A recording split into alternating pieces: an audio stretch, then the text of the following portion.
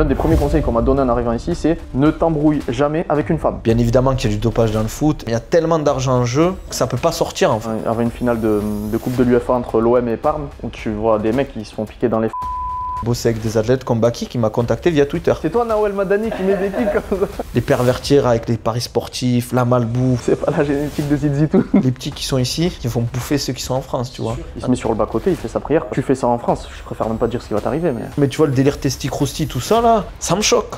2 minutes avant, je fais une story, je filme des buildings et tout. Et la story d'après, je filme un trou qui ressemble à une tombe et je dis ouais, mais de toute façon, vous prenez pas trop au sérieux, on va tous finir ici.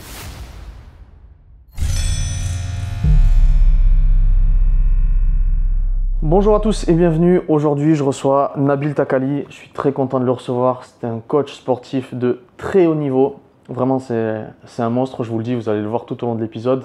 Nabil, comment vas-tu? Bah ça va et toi, merci de l'invitation. Hein. Ça va très bien. Je suis très heureux de t'accueillir aujourd'hui. Je sais que tu as un savoir hors norme, tu as beaucoup de choses à partager, beaucoup de valeurs. Aujourd'hui, on va aborder des sujets classiques, mais aussi des sujets plus ou moins touchy. Ok, super. Des avis très tranchés. Il faut être honnête, hein, c'est important. On va essayer d'aborder tout ça aujourd'hui. Est-ce que tu peux nous présenter brièvement ton parcours? Moi, c'est Nabil Takali, j'ai 32 ans, coach sportif, préparateur physique, spécialiste dans les sports de combat. Alors, mon parcours, je viens du sud-ouest de la France, faut savoir, donc Castres, Toulouse, pour ceux qui connaissent, le rugby. Moi, j'ai toujours fait du foot depuis tout petit, j'ai toujours kiffé le foot, j'ai toujours surtout le pratiqué en fait, que le regarder.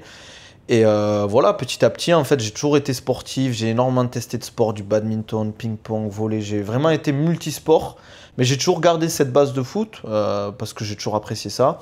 Et après, au fil du temps, en fait, j'ai fait des études de droit, et c'est pas le truc que je voulais faire de ma vie. Je me voyais pas derrière un bureau, faire des saisies, des rendez-vous classiques.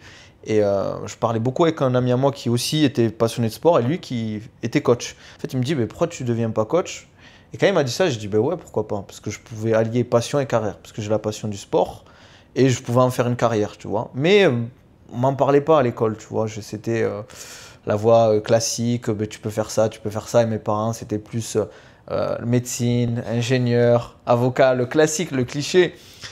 C'est pour ça que j'étais parti en droit à l'origine en plus. Et je me suis dit, ben, vas-y, feu, je vais faire ça. Moi, je suis quelqu'un de très passionné. En fait, je vais vraiment mettre l'effort si je suis passionné par ce que je fais. Par contre, si je fais un truc que j'aime pas, je vais pas y aller à 100%, tu vois. Et voilà, après, j'ai passé le concours.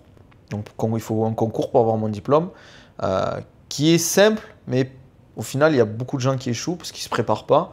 Moi, je me suis préparé comme un fou. Je suis comme ça, entre guillemets. Et voilà, après j'ai eu 2 ans de formation. Donc tu as dans un organisme au Krebs, donc Krebs de Toulouse, qui est le meilleur de France, sans dénigrer les autres et tout, mais c'est connu. Il y a des diplômes aussi qui sont très bien à côté, mais voilà, Krebs de Toulouse, et il y a des formateurs, c'est des tueurs à gages.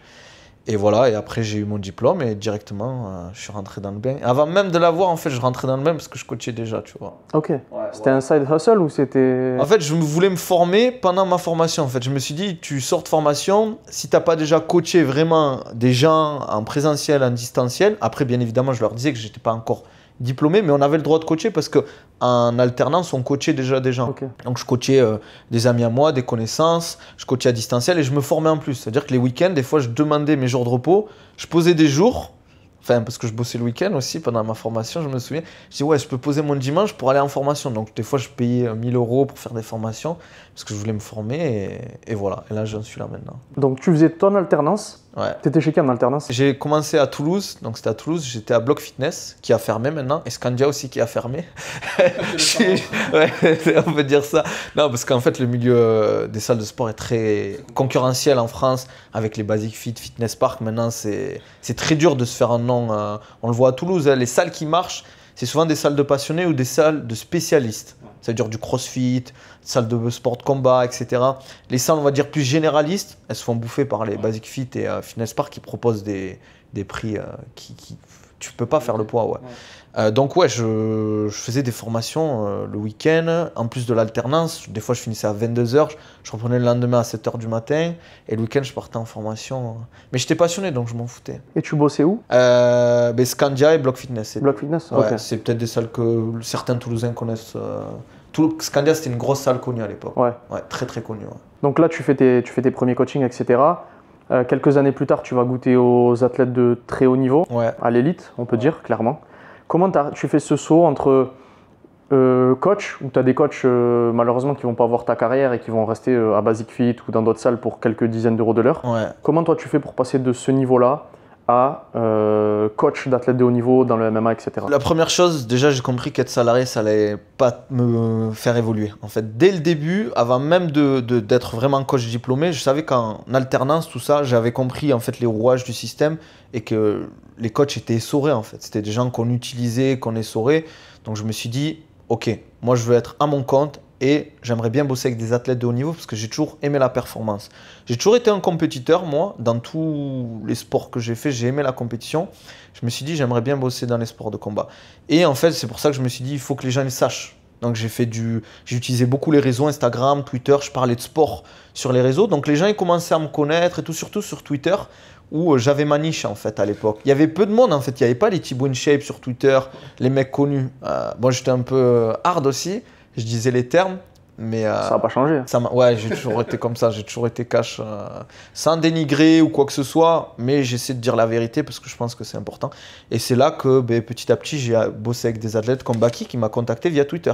Il m'a envoyé un DM sur Twitter, il m'a dit ouais, je veux bien que tu vois ma préparation physique, ce que je fais, qu'est-ce que t'en penses et tout. Et moi je l'avais ghosté en fait, parce que je recevais tellement de messages.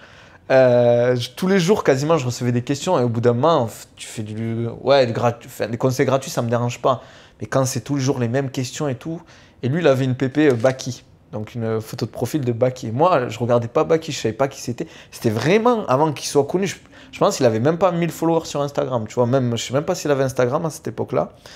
Et il me relance 2 semaines après. Et là, je réponds, on discute et tout, on échange et tout. Je lui dis, bah, tu devrais faire ça, c'est pas mal ça, mais je pense qu'il y a... Et au final, il m'a dit, ouais, bah, vas-y, viens, on bosse ensemble. Et moi, je me suis dit feu. Et de fil en aiguille, en bossant avec Baki, en bossant avec d'autres athlètes de haut niveau, bah, je me suis fait connaître, j'ai acquis une légitimité. Et les gens, bien évidemment, quand tu bosses avec des athlètes de haut niveau, ça rassure. Un athlète de haut niveau, il va avoir ton background. Si tu n'as pas de CV, tu n'as pas de personnes avec qui tu as bossé, pourquoi il irait vers toi alors qu'il y en a d'autres qui sont déjà connus et qui ont tout ce CV, pardon, tu vois. Donc voilà, c'est comme ça que je suis amené à bosser rapidement avec des athlètes de très haut niveau, quoi. Tu as parlé de foot tout à l'heure. Ouais. Tu as aussi pratiqué d'autres sports. Moi, je t'ai connu à Toulouse au TFT. Ouais. D'ailleurs, on passe un gros big up au TFT, meilleur club de France, hein, je vous le dis. Moi, je passe personnellement un gros big up à Quentin Arola. C'est lui qui m'a initié et qui m'a donné le goût de ce sport. Comment t'es passé du foot au MMA, surtout que c'était une époque où c'était même pas légal, Ouais. peu de monde pratiquait. Comment t'es arrivé là-dedans? Alors, c'est une bonne question. Comment j'ai commencé en fait dans la salle où j'étais, il y avait des gens qui pratiquaient en fait. Et ils m'ont dit ouais, viens tester et tout. Et moi j'avais toujours aimé les sports de combat parce que j'avais fait du Muay Thai à Castres déjà. J'avais fait un peu de MMA à Castres, mais il y a très très longtemps et j'avais arrêté du fait de mes études et tout, et j'avais pas le temps d'y aller. Et j'avais vraiment kiffé les sports de combat. Je sais pas, l'affrontement, j'ai toujours été peut-être fou un peu. Je suis pas fou comme les sportifs de haut niveau qui s'envoient dans la cage jusqu'à se mettre des KO, mais j'ai toujours aimé l'affrontement, la compétition. Et je trouve les sports de combat, c'est le summum de la compétition. Parce qu'en fait, tu es face à quelqu'un et c'est un affrontement pur et dur, tu vois. Le tennis, c'est un affrontement, mais il n'y a pas de violence, tu vois. Là, c'est vraiment le mec qui te tape dessus, quoi. Donc, tu dois répondre. Et moi, j'ai directement kiffé. Les mecs, ils m'ont pris sous leurs ailes et tout. Ils m'ont appris les... Tu vois, c'était vraiment des gros grappleurs du MMA. Donc, j'ai beaucoup appris. Et après, je suis tombé amoureux. Bon, il y a eu le Covid qui est arrivé. Ça s'entraîne en soum-soum un peu. Mais voilà, franchement, c'est des super souvenirs, le début. Et après, en fait, avec la professionnalisation du MMA, ben voilà, il y a eu le TFT qui a ouvert, enfin, une salle qui n'était pas trop loin chez moi. J'y étais, franchement, j'ai kiffé l'ambiance, les coachs, le fait qu'ils développent énormément le MMA amateur pro et qu'ils soient aussi présents sur le milieu associatif. Je trouve que c'est super important qu'ils se professionnalisent, qu'ils rendent le MMA professionnel, le fait de gagner de l'argent, de pouvoir payer les coachs, tout en restant, on va dire, abordable et tout en ayant, on va dire, un pied dans le milieu associatif. C'est pour ça que j'ai kiffé aussi ce club, hein. Donc voilà, c'est comme ça que je suis rentré. C'est vrai qu'ils font beaucoup de choses dans le milieu associatif. C'est des hommes au grand cœur. Ils font beaucoup de choses à Toulouse, etc. Donc ils méritent clairement le succès qu'ils ont aujourd'hui, même si c'est que le début. Et on leur souhaite 10 fois plus. Ouais, ils sont extrêmement compétents, très pédagogues, parce que être bon dans un sport Et savoir l'enseigner, c'est deux choses totalement différentes. Exactement, parce qu'en plus, toi, tu l'as vécu, ça, en fait, de bosser avec Quentin, qui est athlète, qui est combattant pro de MMA, ceinture noire de JB, mais en même temps, c'est un coach hors pair, tu vois. Il a les mots, les trucs, tu sais, ce qu'il faut dire, ce qu'il faut pas dire, ce qu'il faut faire, ce qu'il faut pas faire. Et franchement, je trouve en plus en MMA, il y en a peu des bons coachs de MMA en France. Franchement, je pense qu'il y en a peut-être, allez, 30, 40. Après, on a les coachs connus, mais il y en a qu'on connaît pas, qui se mettent pas sur les réseaux, qui sont aussi compétents. Mais je pense des très très bons coachs de MMA, il y en a pas tant que ça. Et c'est des passionnés hors pair. Pour la petite histoire, moi, quand je démarre le MMA, je parle avec Quentin, il m'est recommandé par un ami qui a fait des combats et tout. Et je parle avec lui, il me dit, bah, tiens, book un créneau sur les heures d'ouverture de la salle et je viens. Ouais. Et je vois le premier créneau de la journée, c'est 6h du matin. Je me dis, bah, parfait, moi ça me va, tu vois. Et je book pour 6h du matin. Et je me dis, il va annuler, c'est obligé. Un lundi à 6h, qui va venir? C'est pas très français, ça, de bosser à 6h du matin. Et non, le gars est venu à 6h du matin, on a fait une séance et tout, c'était incroyable.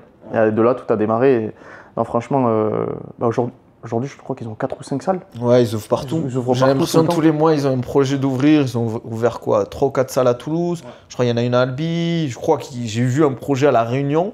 C'est ouf, tu vois. Genre, ils se développent super vite et en si peu de temps, en fait. Et surtout que là, on parle de province. On est à Toulouse. On n'est pas à Paris. Pas à Paris, ouais. C'est ça qui est ouf. Mais après, ils bossent comme un acharné. Ouais, ils ne s'arrêtent jamais. Je lui ai dit, quand on se voyait, il souffle un peu. Après, je pense qu'il a un peu soufflé, mais pendant plusieurs années, il était à fond flux tendu. Plus les combats. C'est ça, on ne se rend pas compte. C'est qu'il combat, il s'entraîne et il bosse. Enfin, il est entrepreneur, chef d'entreprise, il gère des équipes. Et voilà, tu gères aussi du public. C'est-à-dire, tu as toutes les problématiques du public sport de combat, les blessures, les problèmes financiers, les gens qui ne payent pas, les coachés aussi. Tu vois, il suit les athlètes en compétition. Là, il était aux IMAF, je crois, championnat du monde. Donc, il a coaché aux IMAF. C'est-à-dire, il a coaché le futur du MMA français, quoi. Donc, c'est ouf de voir le parcours. Mais en fait, souvent, on voit les réussites. On voit les réussites, mais c'est surtout, en fait, on voit pas tout le chemin. Ça fait 10, 15, 20 ans potentiellement qu'il est dedans. Donc, c'est souvent comme ça. Souvent, les gens disent, ouais, il a réussi du jour au lendemain, mais c'est du jour au lendemain qui a duré 20 ans. Ouais, exactement. Ben, tu vois, les coachings à 6h du matin, ouais. Il a peut-être d'une famille, il a envie de kiffer aussi, tu vois. Donc, c'est pas facile, mais voilà, félicitations à lui, c'est une inspiration. Tu vois, ce genre de mec, c'est des inspirations pour nous, je pense, tu vois. Toi aussi, tu vois, genre, donc ça aide et ça fait plaisir. Et surtout qu'il a une bonne mentalité, et ça, je kiffe. C'est extraordinaire. Ouais, les valeurs, tu vois, il a de vraies valeurs. Dans les sports de combat, on retrouve, en tout cas à Toulouse, au TFT, les vraies valeurs humaines. Martiales, ouais. Et humaines, je suis d'accord. Je trouve, dans les sports de combat, il y a beaucoup de je vais dire les termes, mais il y a beaucoup de gens qui se font passer pour des gens bien. Mais la plupart, c'est pas des gens bien, en fait. C'est sur les réseaux, on a l'impression qu'ils sont tous cool. Mais ceux qui sont dans les sports de combat, ils savent, en fait, la réalité. En fait, c'est des gens normaux. Ils ont leur casserole, ils ont leurs gros défauts, ils ont leur histoire, en fait. Donc, faut pas idéaliser. Même moi, je le dis souvent, tu vois, je fais des lives. Je dis aux gens, c'est pas parce que je dis un truc que vous avez l'impression que vous me voyez derrière un écran que ce que je dis, c'est la vérité. Sourcez à droite, à gauche, allez voir si c'est vraiment la vérité, quoi. En tout cas, c'est ta vérité. Exactement. Et c'est surtout mon expérience et ce que j'ai vécu. Mais il y a des gens, ils n'ont pas la même expérience. Il y a des gens, ils ont d'autres compétences que moi, je n'ai pas. Et aussi, il y a un truc qu'on oublie souvent, tout le monde peut se tromper. Même le mec qui a 60 ans d'expérience, il peut se tromper, tu vois. Ouais, puis ça évolue. Exactement. La vie que tu as aujourd'hui sera peu probablement celui que tu auras dans 10 ans. Comme le sport, toi qui suis beaucoup le foot, ça n'a rien à voir avec le foot qui a 30 ans, tu vois. Le sport, il évolue, alors que c'est un sport qui est quand même... Bon, on ne parle pas de la lutte olympique, ça fait des siècles que ça existe, mais le foot, ça évolue, les sports de combat, ça évolue. Le sport, ça évolue, la préparation, ça évolue, le business évolue, tu vois. Les réseaux évoluent. Dans 2 ans, TikTok, ça ne sera pas comme maintenant, Insta, ça ne sera pas comme maintenant, YouTube, ça ne sera pas comme maintenant. Il y a des tendances et il y a des trucs qu'il faut suivre et il faut être dans la tendance pour pas... on va dire, se faire avoir par le temps, on va dire. Tu as pratiqué du coup le MMA, tu as commencé avec Baki, ouais. Les choses ont évolué. Comment t'es passé, ou en tout cas comment t'es venu cette volonté de quitter la France? Alors, il y a plusieurs arguments qui ont fait que j'ai voulu quitter la France. Je pense que c'est le challenge aussi. Toulouse, ça reste une ville assez grande, mais c'est très limité. En France, tout se passe à Paris. On n'est pas aux États-Unis où tu as des grandes villes et tu peux te permettre de développer. En France, si tu n'es pas à Toulouse, c'est très compliqué. Surtout si tu veux bosser avec des athlètes de haut niveau. À Toulouse, tu as quoi? Tu as comment ça s'appelle? Tu as le foot, tu as le rugby, et c'est tout. Après, tu as le handball où il y a des bons clubs et tout, mais c'est très compliqué de toucher à des athlètes de haut niveau. Alors que si tu es à Paris, certes, il y a de la concurrence, mais tu peux toucher des athlètes de partout, du judo, de la lutte, etc. Parce qu'il y a l'INSEP là-bas en plus, tu vois. Bon, pour entrer à l'INSEP, c'est une autre histoire, mais tu peux bosser avec des athlètes de haut niveau. Il y a l'aspect religieux aussi, on va pas se mentir. Je suis venu aussi aux Émirats parce que c'est plus simple pour moi. Il y a bien évidemment l'aspect sécuritaire, Ici, tu es tranquille. En France, moi, il m'est arrivé des dingueries. 3 fois, on m'a fracturé la voiture, on m'a pété la voiture, et on m'a volé des trucs dans la voiture. Des fois, on l'a juste fracturé, ils n'ont rien trouvé, ils n'ont rien pris. Même le poste, ils l'ont laissé, tu vois. Donc, tu vois, c'est un peu le ras-le-bol de ça. Et je trouve qu'aussi, aux Émirats, je pense dans d'autres pays comme aux États-Unis, en Nouvelle-Zélande, l'aspect sport ici, il est vraiment développé. Tu vois, les infrastructures, l'investissement qu'ils mettent, le développement. Ici, ils veulent vraiment investir dans le sport, que les gens ils fassent du sport. C'est simple, tu vois, moi, je suis sur Insta, le fils du Chir ici, tous les jours, il fait du sport, il met en avant le sport et tout. Je trouve que c'est sympa de voir des dirigeants. Le mec, il est ministre, je crois qu'il est, pas Premier ministre, mais ministère des Armées. Tout le temps, il fait du sport. C'est un mec qui... Bon, ce gouvernement, il y a en France des gens au gouvernement qui font du sport, mais ils n'ont pas de physique de sportif. Ouais. Tu vois, genre. Et c'est des petits trucs comme ça qui font que, ici, tu te dis, ouais, il y a vraiment des choses à faire dans le sport, quoi. Même les compétitions que je fais en JB, tu vois les infrastructures, les arènes, comment c'est organisé, c'est un truc de fou.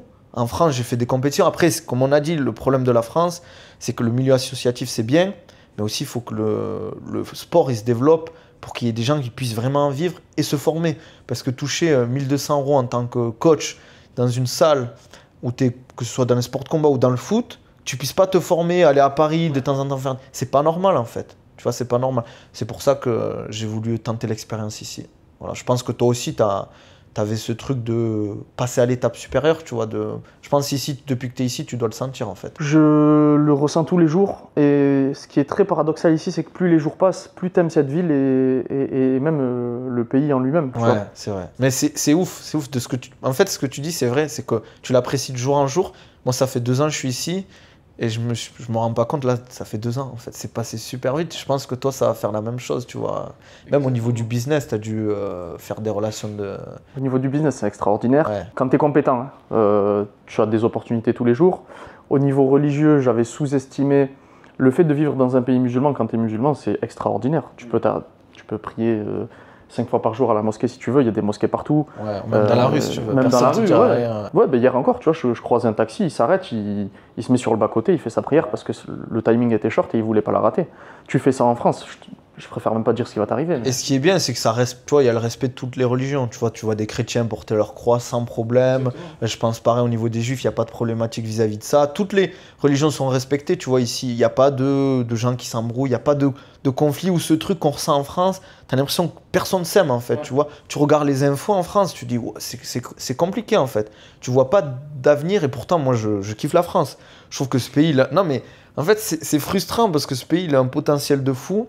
Et je le dis, il est gouverné par... C'est pas des clowns, parce qu'ils savent très bien ce qu'ils font, je pense. Mais c'est gouverné par le chaos pour qu'ils puissent gouverner tranquillement. Et là, tu vois la différence aux Émirats. Rien que tu vois, il y a des travaux partout. Et quand il y a des travaux partout dans un pays, c'est qu'il y a des choses à faire, quoi. Ouais, et ce qui est très, très différenciant aussi avec la France, c'est qu'ici, quand quelqu'un vient t'aborder ou te parler, t'es pas sur la défensive. Tu te dis pas... Qu'est-ce qu'il veut, lui? C'est bizarre qu'il vienne m'adresser la parole. Ouais, c'est vrai. Elle est où la caméra cachée? Il va se passer quelque chose, ouais. Ici, les gens, ils sont pleins de bienveillance, ils sont là pour t'aider. Comme tu l'as dit, on vit tous ensemble, quelle que soit notre religion, qu'on soit croyant ou non croyant. Exactement. Il y a une atmosphère de paix qui est indescriptible. Et quand tu es à Dubaï, tu as vraiment la sensation d'être dans une bulle hors du temps et hors du monde. Ouais, c'est vrai que tu es serein ici. En fait, tant que tu l'as pas vécu, c'est difficile à expliquer, à expérimenter. Tu vois, le fait de... Ton téléphone, tu veux réserver une table dans un restaurant ou tu es au mall, tu veux te poser dans un café, tu poses ton téléphone, tu poses ton iPad, ton Mac. Je me souviens qu'on s'était vu au début quand tu t'étais installé. Je disais, laisse ton iPad ou ton Mac. Toi, tu n'étais pas serein au début, tu vois. J'ai dit, fais confiance. Au final, il n'y a pas de problème. Maintenant, je pense que tu dois le faire. Bon, on a toujours, des fois, je fais attention. Moi, je ferme chez moi. Je sais que j'ai des potes, ils ne ferment pas chez eux. Ça fait 10 ans qu'ils sont là, ils m'ont dit, j'ai jamais fermé chez moi. J'ai encore ce réflexe, tu vois, tu pars de chez toi, est-ce que j'ai vraiment fermé? Bon, là, tu l'as plus. Maintenant, tu sais, si tu as oublié de fermer, tu t'en fous. Il y a une sécurité partout, il y a des caméras partout. Et les gens, ils se tiennent à carreau. Même s'il ne faut pas idéaliser, il ne faut pas tenter le diable. Il ne faut pas oublier que ça reste un pays aussi où il y a beaucoup de scammers. Tu vas pas te faire... On va dire que ce n'est pas une délinquance de violence, de vol et tout. Mais il faut faire attention. Je pense que tu t'es pas fait scammer. Mais je veux dire, tu sais que les gens ici, ils sont bien... Ils aiment bien... Ouais, il y a beaucoup de scammers parce qu'à partir du moment où il y a beaucoup de richesses et beaucoup d'opportunités professionnelles, tu vas toujours trouver une population dont le talent c'est de scammer et ils vont tenter leur chance. Après, ici, on est dans un pays où la justice est très fiable. La moindre bagarre ou quoi que ce soit, tu prends des peines de prison. Donc les gens se tiennent à carreau et ça se passe super bien. Moi, j'ai une femme et des enfants. Je sais qu'elle peut marcher dans la rue, quelle que soit l'heure, elle ne sera jamais importunée par qui que ce soit. D'ailleurs, l'un des premiers conseils qu'on m'a donné en arrivant ici, c'est ne t'embrouille jamais avec une femme. Ouais, c'est vrai. Je ne voulais pas dire ne parle pas avec les femmes, mais si une femme en a après toi, ne discute pas. Ouais, c'est mieux que t'évites le conflit, ouais, c'est vrai. Mais ça, c'est... Elles sont très protégées. Ouais, mais tant mieux. Même les enfants aussi, tu vois, c'est un pays très family friendly. Il y a des activités partout pour les enfants sont protégés. Attention, il ne faut pas tenter le diable, comme je dis, mais tu peux être serein, tu peux être à ton café, ton enfant, il va dans une boutique. T'es pas à te dire, ah, il faut que je fasse attention. Mais bien évidemment, il ne faut pas tenter le diable, quoi. C'est souvent les gens disent ouais mais ils vont à Dubaï pour la fiscalité etc. Mais en vrai, certes la fiscalité est très clémente, mais il y a plein de choses que tu payes que tu ne payerais dans aucun autre pays. Tu veux une bonne assurance santé, ça va te coûter un billet. Les écoles quand tu as des enfants, alors l'enseignement est extraordinaire, on est sur du top niveau mondial, mais ça représente quand même un gros billet. Tu as plein de choses comme ça où, en tout cas pour moi, je pense que pour toi aussi, la fiscalité, ça n'a même pas été le facteur déterminant. Non, c'est pas la fiscalité, c'est sécurité, bien évidemment, religion, business aussi. On a un peu ce problème en France, je trouve, t'as ton CDI, t'as un poste, on va dire, relativement convenable, tu y restes et tu bouges plus. Tu parles aux anglo-saxons, aux russes, aux indiens, tu vois, on a un peu ce cliché de l'indien qui bosse dans son petit... Mais en fait, c'est des businessmen, les mecs. C'est pas pour rien tu les vois à Paris, les Sri Lankais, les Pakistanais, c'est des gros businessmen, en fait. Les Libanais, pareil, tu discutes avec eux, ils ont une vision, ils essayent. Ok, j'ai fait ça n'a pas marché, tant pis, c'est pas grave. Tu vois, c'est pas grave, j'ai perdu de l'argent et alors, tu vois, je peux me refaire. On n'a pas 10 ans d'espérance de vie. Bien évidemment, faut pas croire on peut mourir du jour au lendemain. Mais c'est des mecs qui essayent, c'est inspirant. Tu vois, genre, tu parles en France, et attention, c'est pas une critique. Moi, quand j'étais à Toulouse, les rencontres que j'ai faites, j'ai des très bons amis à Toulouse, et franchement, je dénigre pas du tout, attention, je parle pas d'eux en général, mais ici, j'ai fait des rencontres, c'est ouf. Tu vois, genre, et je peux pas dire les gens avec qui j'ai rencontré, parce que j'ai pas le droit de le dire, mais en France, j'aurais jamais rencontré ces gens-là ici, tu vois. Impossible. Ici, t'es indien, pakistanais, tu peux commencer tout en bas. Je dis pas que tu vas devenir milliardaire, mais tu as des success stories ici, elles sont incroyables. Elles sont incroyables. Des mecs qui sont arrivés il y a 10-15 ans maintenant qui sont millionnaires alors que c'est des mecs qui touchaient même pas 1000 euros par mois, tu vois. Genre... J'ai l'impression qu'avant on parlait du rêve américain et qu'en fait nous on le vit ici. On est dans cette période où il y a tellement d'opportunités que tout est possible. Qui que tu sois, quelles que soient tes ressources financières quand tu arrives ici, si tu travailles, que tu es sérieux, tu peux faire énormément d'argent. C'est ce que je dis souvent en fait, tu regardes, tu vas dans les cafés et tout. Un jour, je me souviens, j'étais allé avec Baki et des potes à moi, on est allé à un café assez connu à Dubaï, on se pose et tu vois tous les gens avec leur PC, ils bossent, il était 23h30, ils bossent. Attention, il y a des gens qui kiffent aussi ici, on n'est pas des esclaves à bosser toute la journée, mais c'est un pays d'entrepreneurs et ça c'est ultra motivant, tu vois, c'est un truc qui te pousse, tu dis ah ouais le mec il bosse, tu rentres chez toi, tu as envie de charbonner en fait. Et tu trouves ça normal de bosser ici et sans que ça devienne bien évidemment, je sais pas comment le dire, mais une obsession. Faut pas que ça devienne une obsession. Faut qu'aussi tu kiffes un peu à côté parce que comme je dis, tu peux du jour au lendemain... Toi tu sais, tu bosses beaucoup, je te le dis en plus des fois à chaque fois, baisse un peu le régime. Après tu es jeune, tu as envie de le mieux pour ta famille, ce qui est normal. Bah, après tu fais du sport, tu commences à faire attention et tout. Mais c'est important aussi de prendre soin de soi pour tenir sur le long terme. Exactement, le but c'est de tenir à long terme. Puis même ici au niveau spiritualité, tu as quand même beaucoup de choses qui te rappellent qu'en vrai on n'est que de passage, donc tranquille, faut pas... Nice, ouais. Je la remettrai à l'écran là, avec le trou qui ressemblait à la tombe. Et 2 minutes avant je fais une story, je filme des buildings et tout. Et la story d'après je filme un trou qui ressemble à une tombe et je dis ouais mais de toute façon vous prenez pas trop au sérieux, on va tous finir ici. Donc, mais c'est une bonne transition que tu me fais sur le travail et l'intensité qu'on met dans le travail. Comment on passe de coach diplômé à coach d'élite qui va coacher des personnalités, des athlètes de très haut niveau? Alors, le travail, déjà, ça c'est la base. C'est travailler, se former, continuellement se former. Moi, j'ai eu des phases. Au début, je me suis énormément formé. Après, il fallait mettre en pratique, en fait. Parce que c'est bien de se former, mais si tu pratiques pas, bah, ça sert à rien, en fait. Tu vois, genre, c'est comme le mec qui forge. Le forgeron, ok, il a fait ses études, il a eu un maître pour... Mais si tu vas pas dans la forge forger, ben, tu vas pas progresser, tu vas pas apprendre. Et surtout, la réalité du terrain, elle est vraiment importante de savoir comment ça se passe et surtout qu'on travaille avec de l'humain. Et moi, En fait, ce qui a fait que j'ai vraiment passé le cap, c'est le travail, les formations et les réseaux, en fait. Je le dis souvent, c'est la phrase que je dis tout le temps, je me répète pour ceux qui me suivent souvent, c'est ta boîte la personne la plus compétente dans ton domaine, si personne ne le sait, ça sert à rien en fait. Donc la communication, ça va être important.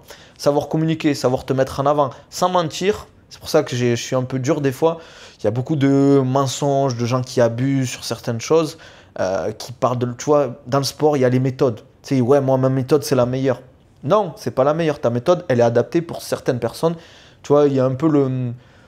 en ce moment, c'est l'OMAD, c'est à la mode. Si ça marche avec toi, tant mieux. Si ça marche pas avec toi, pourquoi tu forces? Tu as d'autres diètes, tu as d'autres méthodes pour manger. Et ça, c'est dans tout. Pour évoluer, pour moi, il faut se spécialiser, mais pas s'enfermer dans une méthode. Parce que c'est du business. Bien évidemment, tu peux faire beaucoup d'argent comme ça. Mais il faut aussi avoir, comme on dit, j'ai oublié le terme, mais des valeurs. Tu vois, on parlait tout à l'heure de valeurs. Moi, je fais pas ce métier que pour l'argent, je fais ce métier pour les gens. Je trouve que c'est important. Tu vois, je pense que toi, c'est pareil.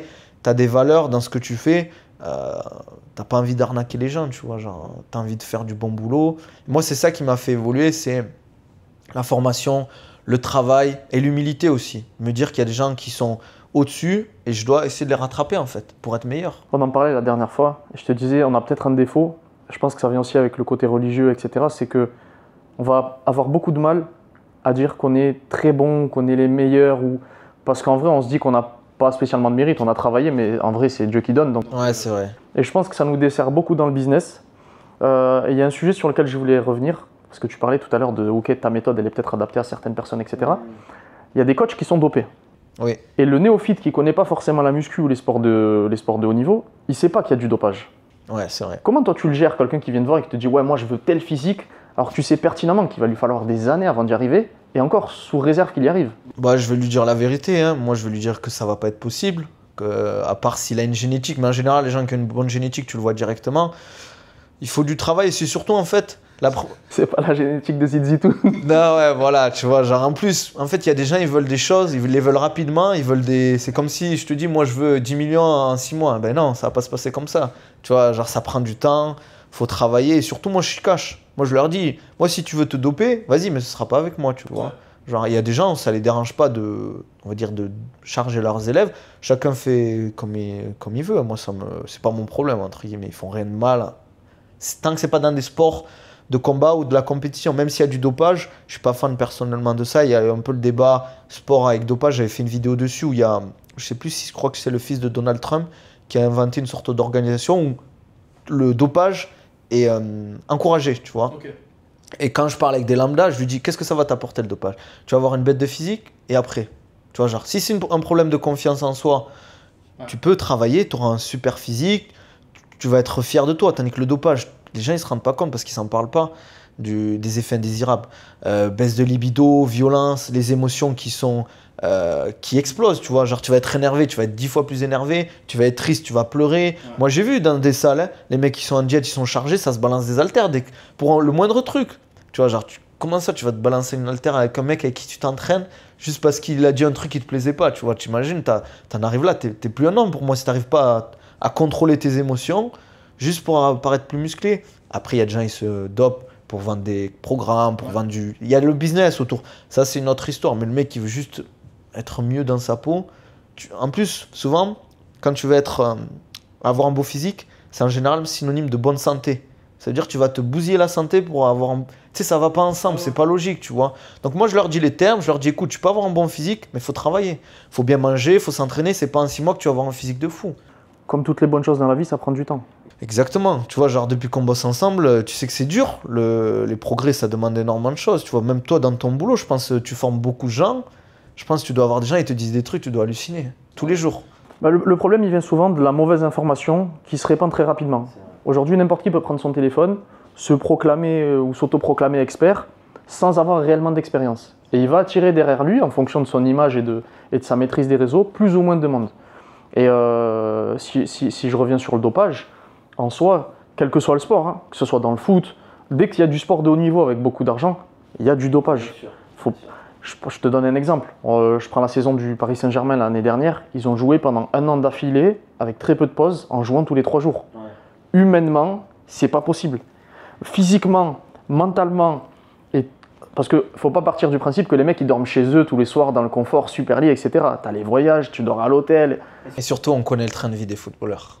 On connaît le train de vie des footballeurs. Attention, il y a des gens qui sont sérieux, mais on sait ce qui se passe dans le milieu du foot.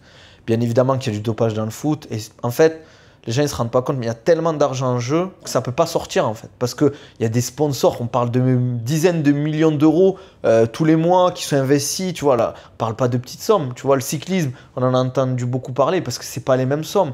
Le football, t'imagines, tu bousilles 2-3 gros joueurs d'un club. Attends, ils perdent tellement d'argent, on se rend pas compte. Après, dans le cyclisme aussi, ils abusent. Et ils ont des vélos qui, tu les vois, ils sont sur des côtes, ils montent plus vite que les motos. Ouais, c'est vrai, c'est vrai. Non, mais c'est vrai que c'est voyant dans le cyclisme. Mais en fait, quand tu regardes les stats du foot, certes, les joueurs ont évolué, mais le temps de jeu, les intensités, le nombre de kilomètres qu'ils font, à la vitesse qu'ils font, ça n'a rien à voir avec il y a 18 ans. Et puis, les gens, ils savent. Pour ceux qui connaissent vraiment, par exemple, le football, le passage de Zidane à la Juventus, il a dit indirectement dans ses interviews, tellement c'était dur, il vomissait tout le temps aux entraînements, le soir il lui donnait... Tu sais, il le dit indirectement, mais on a compris en fait. Il y a eu un procès quand même sur la Juve à cette époque, etc. Il y a des vidéos avant une finale de Coupe de l'UEFA entre l'OM et Parme, 99 si je dis pas de bêtises, où tu vois des mecs qui se font piquer dans les fesses, c'est sorti après, etc. Donc, j'ai même pas envie de leur jeter la pierre parce que quand ton avenir financier dépend de ça, mais qu'en plus c'est pas que ton avenir, c'est aussi l'avenir de toutes les personnes qui sont à ta charge. Ouais. Tu changes la vie de toute ta famille, en réalité, surtout aujourd'hui avec les sommes qu'il y a en jeu. Exactement. C'est leur métier, pour moi c'est comme un acteur qui se dope, tu vois, pour avoir le physique qu'il veut. Et surtout que dans le football, ça reste quand même un sport populaire, tu vois, c'est des gens qui viennent de milieux défavorisés, qui n'ont pas vécu la richesse. T'imagines, du jour au lendemain, on te propose un contrat à plus de 200 000 euros, tu te dis, bon, il va falloir passer du côté obscur de la force. Le mec, qu'est-ce qu'il va dire non? T'imagines, il y a sa mère qui se casse le dos, qui se lève à 6h du matin, qui fait le ménage, tu peux la sortir de la misère, ben, tu te sacrifies un peu de ta santé potentiellement pour le faire, quoi. Sur une carrière qui va durer peut-être 10-15 ans si t'es chanceux. Et surtout, en général, les athlètes de ce niveau-là, ils ont les moyens d'être suivis par de très bons médecins qui vont savoir là où il faut aller, les limites qu'il faut potentiellement ne pas dépasser. Et je conseille à tout le monde, je sais pas s'il est toujours dispo sur Netflix, je sais pas si tu l'as vu, c'est le reportage Icar. Tu suis un cycliste qui est journaliste aussi, qui teste, il se dope en fait, il est suivi par un médecin spécialisé là-dedans. Et il dit je vais faire un tour, c'est un tour amateur très connu mais très difficile. Et la première partie du reportage, c'est lui qui se dope, qui teste. Et la deuxième partie, c'est qu'il arrive à rentrer en contact avec le chef du département de dopage des athlètes russes pour les JO de Rio. Ça part en film d'espionnage, mais c'est un documentaire. Il a eu plusieurs titres, enfin plusieurs prix, pardon. Franchement, c'est super intéressant. Tu vois comment ils ont évité les contrôles au JO de Rio, comment il explique les menaces qu'il a eues, c'est super intéressant. Et voilà, il explique qu'à haut niveau, le dopage, il est présent. Il faut juste faire attention, faut pas dire tout le monde est dopé. Il y a du dopage, dans certains sports, il y en a beaucoup plus que d'autres, comme dans le MMA. Mais il faut pas dire oui, ils sont tous dopés. Tu vois, c'est trop facile en fait. T'inquiète, je te mettrai pas dans la sauce, je vais pas te demander de citer des noms. Non, t'inquiète, je le dirai pas. Mais après, moi j'en parle dans mes lives. Hein. Moi je dis, non mais en fait c'est simple. Ceux qui se font choper pour dopage, il y a des listes, elles sont trouvables. Tu peux y aller. À l'époque, c'était l'USADA pour l'UFC. Tu avais les gens qui se faisaient choper. En France aussi, tu as la FLD. Tu peux savoir qui est dopé. C'est juste que les gens, ils n'en parlent pas parce que, voilà, il ne faut pas en parler. Tu vois, on a un peu ce problème avec ça. La ventoline, dopage ou pas dopage? Là, je rigole. Non, mais ça l'est, hein. Ça l'est. Les gens, ils ne se rendent pas compte. Mais moi, j'ai déjà vu en compétition de grappling, des gens se shooter. Il y a des gens, oui, ils vont dire, oui, ils ont des prescriptions du médecin. Oui, mais avant la compétition, juste avant de rentrer sur le tatami, tu n'as pas le médecin, il t'a dit à ce moment-là, prends ta ventoline. On sait très bien ce que ça fait, la ventoline. Qu'est-ce que ça change de coacher un athlète, même pas un athlète, mais une personne lambda, d'un athlète de très haut niveau? Qu'est-ce qui change? C'est pas les mêmes objectifs, c'est pas les mêmes attentes. Derrière, il y a beaucoup d'argent en jeu. Mais ça veut pas dire que la personne, on va dire lambda, je vais pas la prendre au sérieux, je vais la délaisser, entre guillemets, tu vois. Je mets autant d'implication avec la personne lambda parce que elle me fait confiance. Et tu vois, une vie, c'est une vie. Tu vois, genre, que ce soit mes combattants pro que je suis, ok, certes, ça reste un sport de combat, derrière, il y a un mec qui veut t'arracher la tête, mais la personne qui met de l'argent, met du temps, de l'énergie et de la confiance en toi, je peux pas me dire, je lui fais un petit truc tranquille et voilà, tu vois. Je mets du temps, j'essaie d'analyser, prendre du temps. Mais comme je t'ai dit, ce n'est pas les mêmes objectifs, ce n'est pas les mêmes attentes. L'athlète de haut niveau, lui, il veut vraiment développer ses performances. Bien évidemment, s'il y a le physique qui suit, tant mieux. Mais j'ai beaucoup de gens, c'est plus le physique, la confiance en soi. Ce n'est pas les mêmes choses, ce n'est pas les mêmes approches. et c'est pas le même suivi que tu auras, tu vois. Genre un athlète de haut niveau, il y aura des approches qui vont être totalement différentes au niveau de la performance. Quelqu'un qui va être plus performant mais qui veut juste faire un petit marathon comme ça n'a pas la même implication qu'un footballeur qui va jouer la première ligue, tu vois. Derrière, il y a des gens qui comptent sur lui et il y a des gens qui lui mettent la pression aussi, tu vois. C'est pas les mêmes pressions aussi, ça. Donc c'est même moi, quand mes athlètes ils font des combats, des courses ou peu importe, il y a aussi une pression derrière qui est importante. Mais ça ne veut pas dire que la personne lambda, je vais la délaisser au point de ne pas le suivre pas autant. Il y aura la même implication en termes de temps et d'énergie. Voilà, c'est ça que je voulais dire.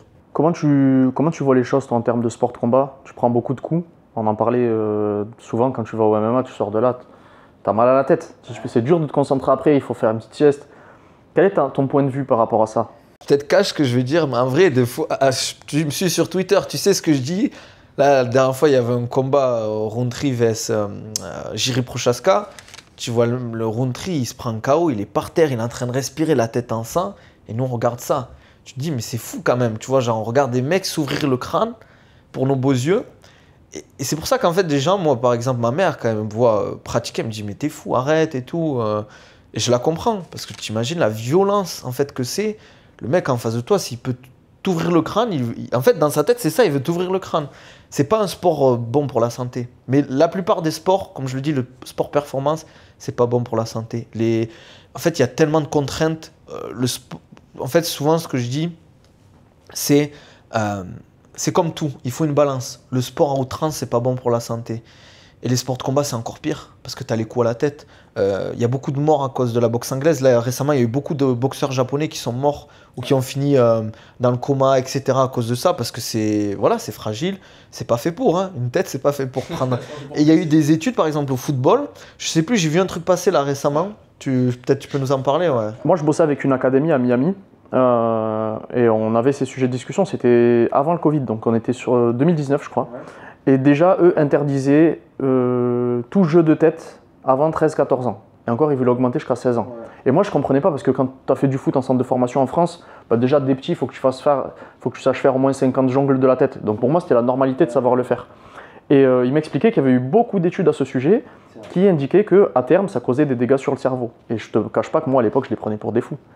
Et aujourd'hui, tu as Raphaël Varane qui en a parlé et qui a dit qu'il aimerait bien que ce soit la même chose en Europe et en France. J'ai pas le recul nécessaire parce que moi j'ai toujours fait du foot avec le jeu de tête, donc il faudrait que je voie les études, etc. Mais s'il y a des études sérieuses, autant protéger les enfants. Exactement. Tu vois, c'est ta dernière phrase pour moi qui résume tout. Protéger les enfants. Il y a des gens qui vont dire ouais, mais tu dis des bêtises, nanana. Mais qu'est-ce que ça va changer concrètement? Oui, ça va changer le jeu qui moins de jeux à la tête quand ils sont jeunes, quand ils vont arriver en pro potentiellement. Ils auront du retard par rapport à ceux qui ont. Mais au final, ceux qui vont devenir pro, qui vont faire du haut niveau, il y en a combien dans les footballeurs? Et en termes de pratiquants, il y a des millions d'enfants qui jouent au football. Si ça peut éviter qu'ils aient des problèmes cérébraux, parce que comme tu as dit, on n'a pas le recul. Donc s'il faut, on a des enfants qui ont grandi, qui ont des problèmes cérébraux, mais on ne sait pas que c'est à cause du jeu à la tête ou que potentiellement ça a pu accélérer la problématique. Et moi, je me souviens quand je jouais au foot, des fois, je mettais des têtes. Tu sais, j'avais. Ouais, t'as mal à la tête en fait. Et même un jour, j'ai pris une tire dans la tête. Je me souviens, j'ai eu mal à la tête toute l'après-midi après, tu vois. Genre, et tu t'en rends pas compte parce que tu lui dis c'est un ballon, en fait. Bon, après, les sports de combat, tu t'en prends tout le temps. Mais voilà, si on peut protéger les enfants, il faut le faire, quoi, pour moi. Sur les sports de combat, il faut aimer ça. C'est-à-dire que quand tu démarres en loisir, tu fais quelques séances, après, tu as tes premiers sparring. Quand tu commences à prendre les premiers coups, soit tu kiffes et tu te dis « c'était génial, il faut qu'on remette ça », soit ça te freine et tu vas dire en vrai c'est pas fait pour moi. Et c'est pas une honte en fait. Souvent les gens ils le disent tu vois j'ai peur des coups et tout. C'est pas grave. C'est pas ça qui te fait remplir le frigo, c'est pas ça qui va nourrir. Si t'aimes pas prendre des coups à la tête, il y a d'autres sports de combat, la lutte, le grappling, le judo, peu importe, tu vois, qui sans coups à la tête, sans coups qui peuvent te faire mal, ou même à la limite tu fais pas de sparring, tu vois. Ouais. Tu fais ton sac de frappe, des drills, etc. Et voilà, tu vois, c'est pas une honte.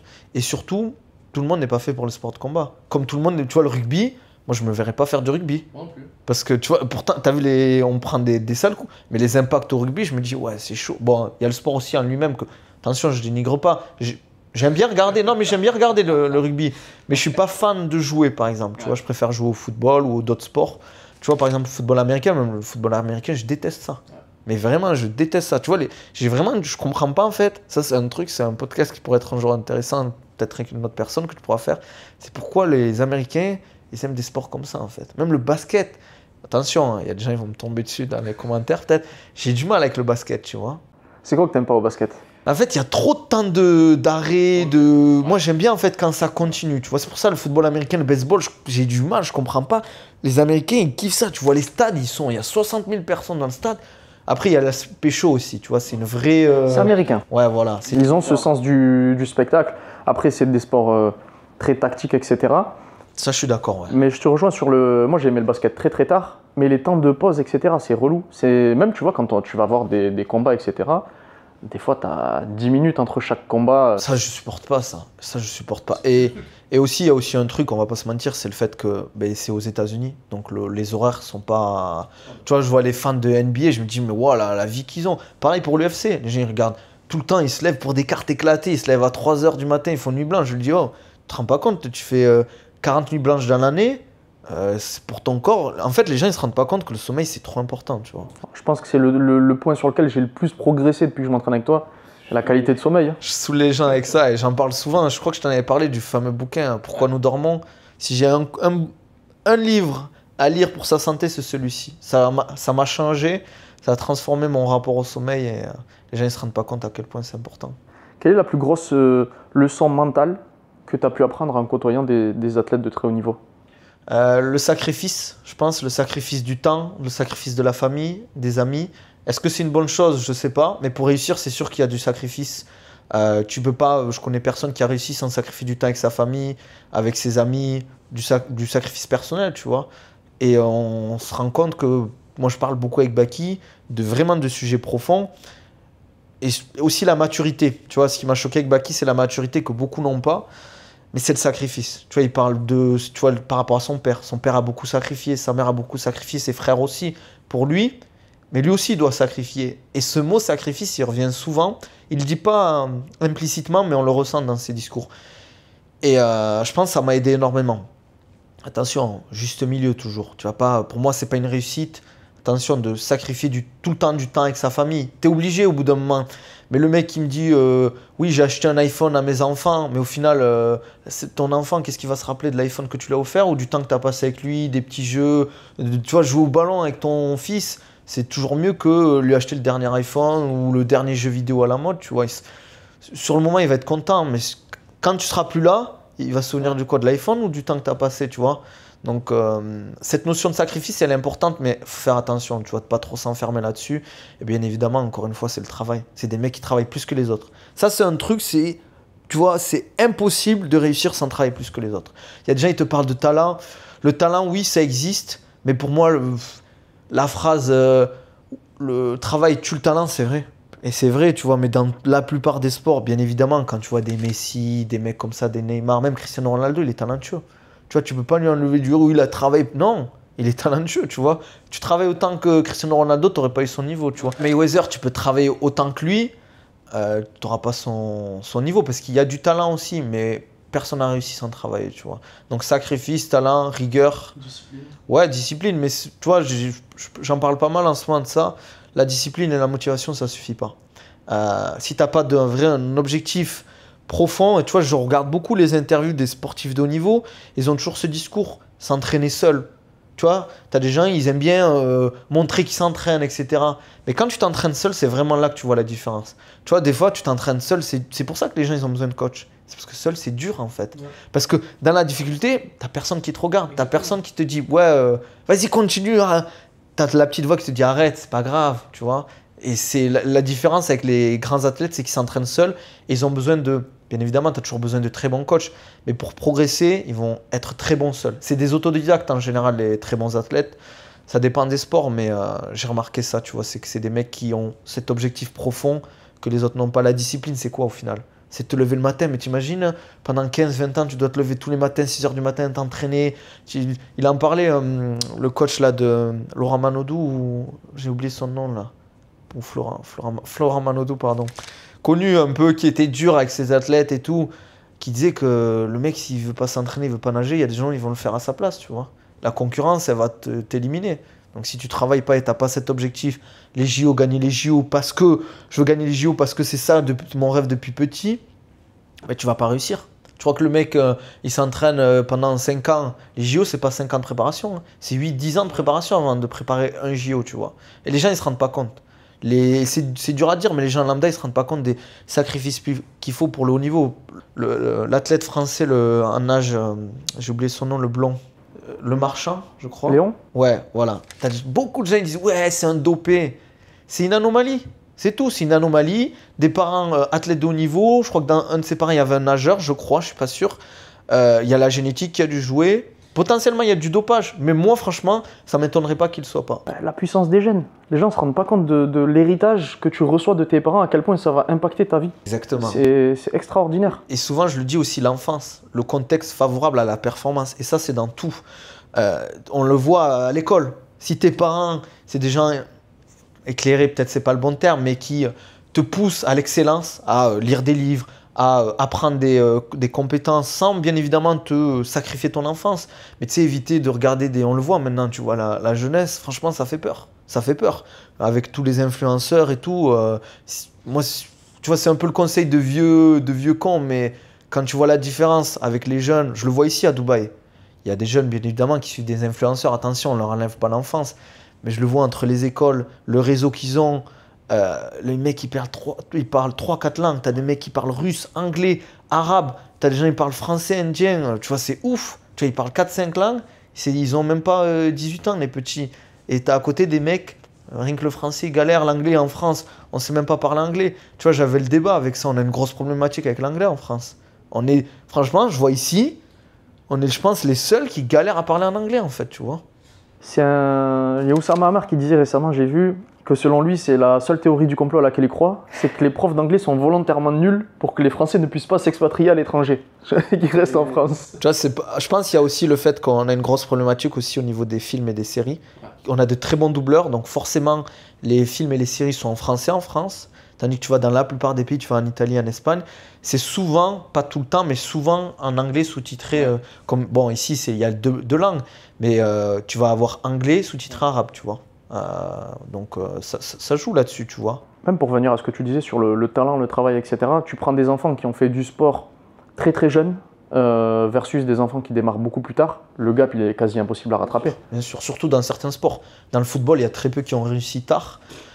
Vu la concurrence, tu vois, tu as vu la concurrence, les petits ils commencent à 3-4 ans en foot. Moi j'ai commencé, tu sais que je me souviens, les premiers souvenirs que j'ai du foot, j'étais tout petit. Mes premiers souvenirs, c'était un recrutement d'un autre coach qui voulait me prendre dans son équipe, mais j'étais petit, je pense que j'avais même pas 6 ans.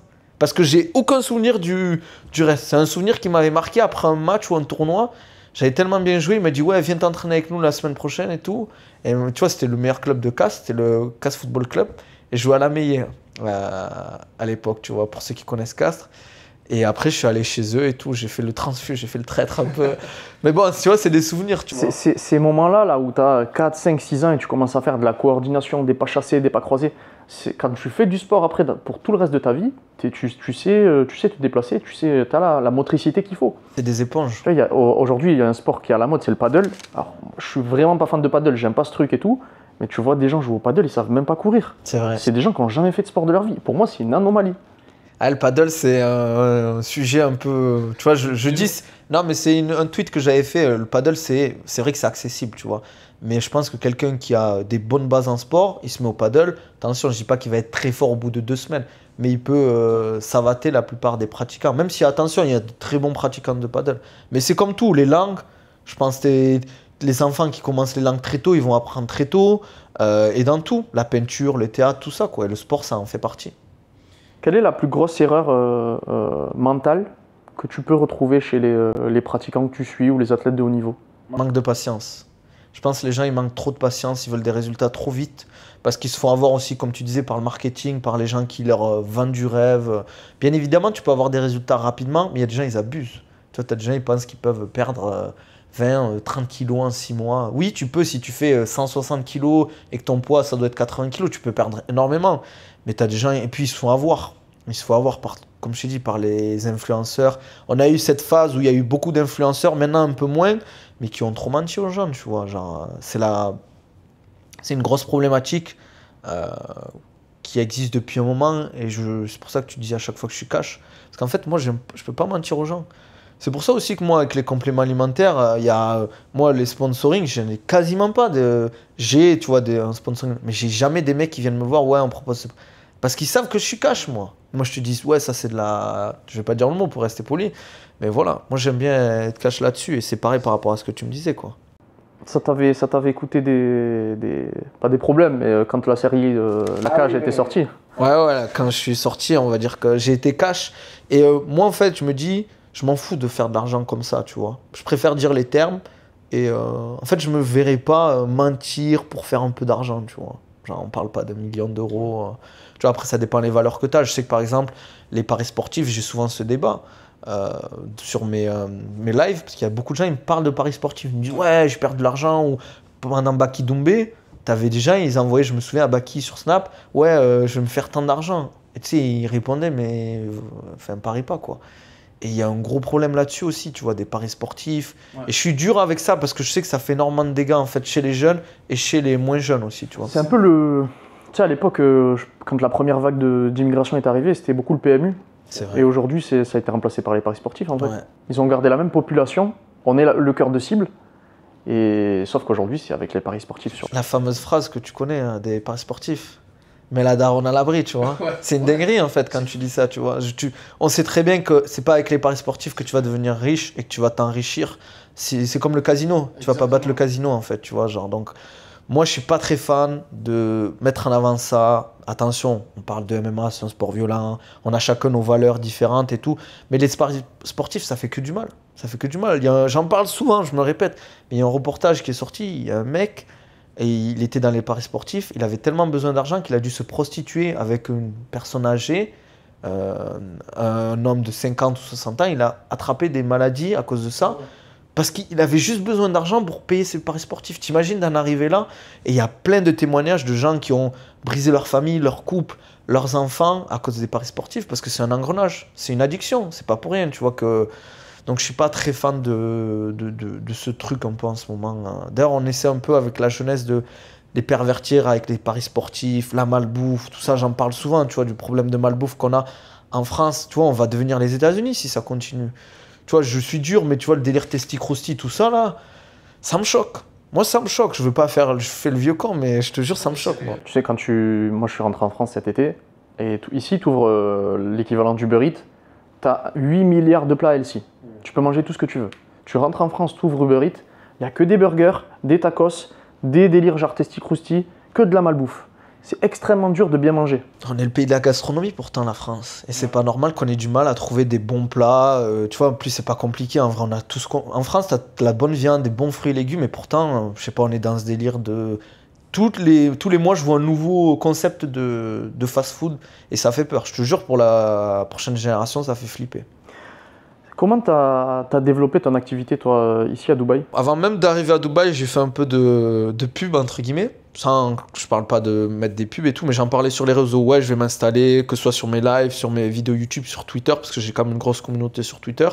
Et je disais que j'allais m'installer ici. Il y a des gens qui m'ont contacté, qui m'ont dit, ouais, si tu t'installes sur Dubaï, moi je suis intéressé pour être coaché par toi et tout. Parce qu'à ce moment-là, j'avais déjà, entre guillemets, mon public et ma légitimité. Et ça s'est fait naturellement. Et après, ici, c'est le bouche à oreille. Tu fais du bon boulot avec quelqu'un, il t'envoie. Et c'est pas comme en France où les gens sont beaucoup plus frileux.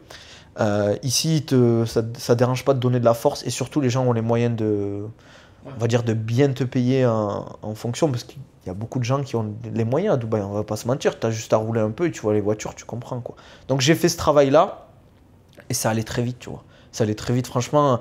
Je pensais pas que ça allait si vite sur le coaching, etc. Tu vois. Donc je suis content là, je suis très très satisfait. Est-ce que tu as remarqué une différence entre les gens de notre communauté en France et ceux qui sont à Dubaï? Bien sûr. Et c'est dur ce que je vais dire, mais bien évidemment il y a des défauts ici aussi avec les gens de notre communauté, que ce soit français, francophones, etc. Mais en France ça n'a rien à voir. Ils sont beaucoup plus ouverts ici. Et c'est surtout le fait de s'expatrier. Tu es dans un nouveau pays, donc forcément tu te retrouves auprès de ta communauté, etc. Tandis qu'en France, c'est très, on va dire, pas sclérosé, mais ils bloquent, entre guillemets, tu vois. Je sais que toi, à Toulouse, tu as un peu ton groupe d'entrepreneurs, etc. Moi, j'ai pas eu la chance d'avoir ça. Pourtant, j'ai des amis qui sont dans l'entrepreneuriat, mais ils sont tous à droite à gauche. J'ai un très bon ami à moi qui s'est expatrié au Cambodge. Il est dans l'agriculture, ça marche très bien ce qu'il fait. Mais pareil, j'ai d'autres potes, ça s'est un peu dispersé. Et je trouve en France, ça manque de ça, de l'entraide. Parce que toi, tu m'apportes, moi, je t'apporte aussi, tu vois. Tu m'as énormément conseillé sur plein de trucs, sur comment développer mon branding, tout ça, ce qu'il faut faire. Et sans ça, je serais resté dans mon cocon, tu vois. Par exemple, avec Jawad, que tu connais, tu vois, je ne sais plus si tu l'avais déjà rencontré, boulanger de l'Atlantis Royal. Au JJB. Ouais, au JJB, voilà, tu vois, c'est fou, tu vois, on s'est rencontrés là-bas, tu vois. Et c'est via aussi les sports de combat, via Antoine Lifted qui m'a fait rencontrer. Et tu sais, c'est effet boule de neige. J'ai rencontré, comme je t'ai dit, je peux pas dire tous les gens que j'ai rencontrés ici, parce qu'il y a des gens, je peux pas dire les noms. Mais c'est ouf en fait, le fait de... Je comprends pas en fait ce problème qu'on a en France de pas donner de conseils, pas donner de valeur, parce que moi je vais discuter avec toi, je vais peut-être te donner des conseils, mais en discutant avec toi, tu vas m'apporter. Ah, tu fais ça comme ça. Moi, je pensais pas que tu ferais comme ça. Tu vois, au final, ça t'ouvre l'esprit et je pense que c'est ça qui nous manque en France. Je pense aussi qu'il y a un gros problème d'ego. C'est que en France, en tout cas c'est la mentalité française, quand tu croises quelqu'un dans un domaine et qu'il excelle, ou en tout cas qu'il est un minimum bon, les gens ont du mal à lui dire ouais, t'es bon dans ce que tu fais, j'aime beaucoup ce que tu fais, comme si ça te mettait en position d'infériorité. Ici, il n'y a pas ce problème. Tu croises n'importe qui, même tu vas croiser une personne lambda dans la rue, elle va te dire ouais, j'aime trop comment t'es habillé aujourd'hui. Ouais, c'est vrai. Dans le business, c'est la même chose. C'est vrai. Il y a moins d'ego. Et il y a un truc, pour revenir là-dessus, tu vois, on avait fait un projet, je voulais faire comment ça s'appelle, un camp ici, tu vois, de MMA avec des très bons coachs. Ça s'est pas fait parce que je pense qu'on a mal fait les choses, tu vois. Et là, j'ai rencontré, il y a 2 mecs qui sont venus à Dubaï il y a pas très longtemps. Et eux, ils font les camps en fait pour Daniel Warren. On s'est vus, on a mangé au resto, ils m'ont invité au resto. Et ils m'ont donné plein de conseils. Ils m'ont dit, t'aurais dû faire ça. Alors qu'on est en concurrence en soi, tu vois. On fait des camps de MMA.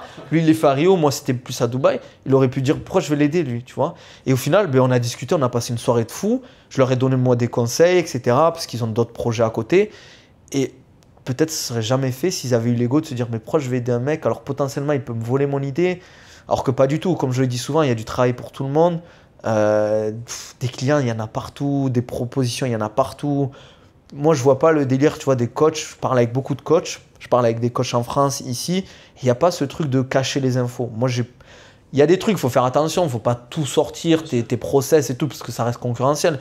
Mais échanger avec quelqu'un qui est dans le même domaine que toi, ça va beaucoup plus t'apporter que perdre, même si tu donnes full info, tu vois. C'est plus basé sur l'humain ici.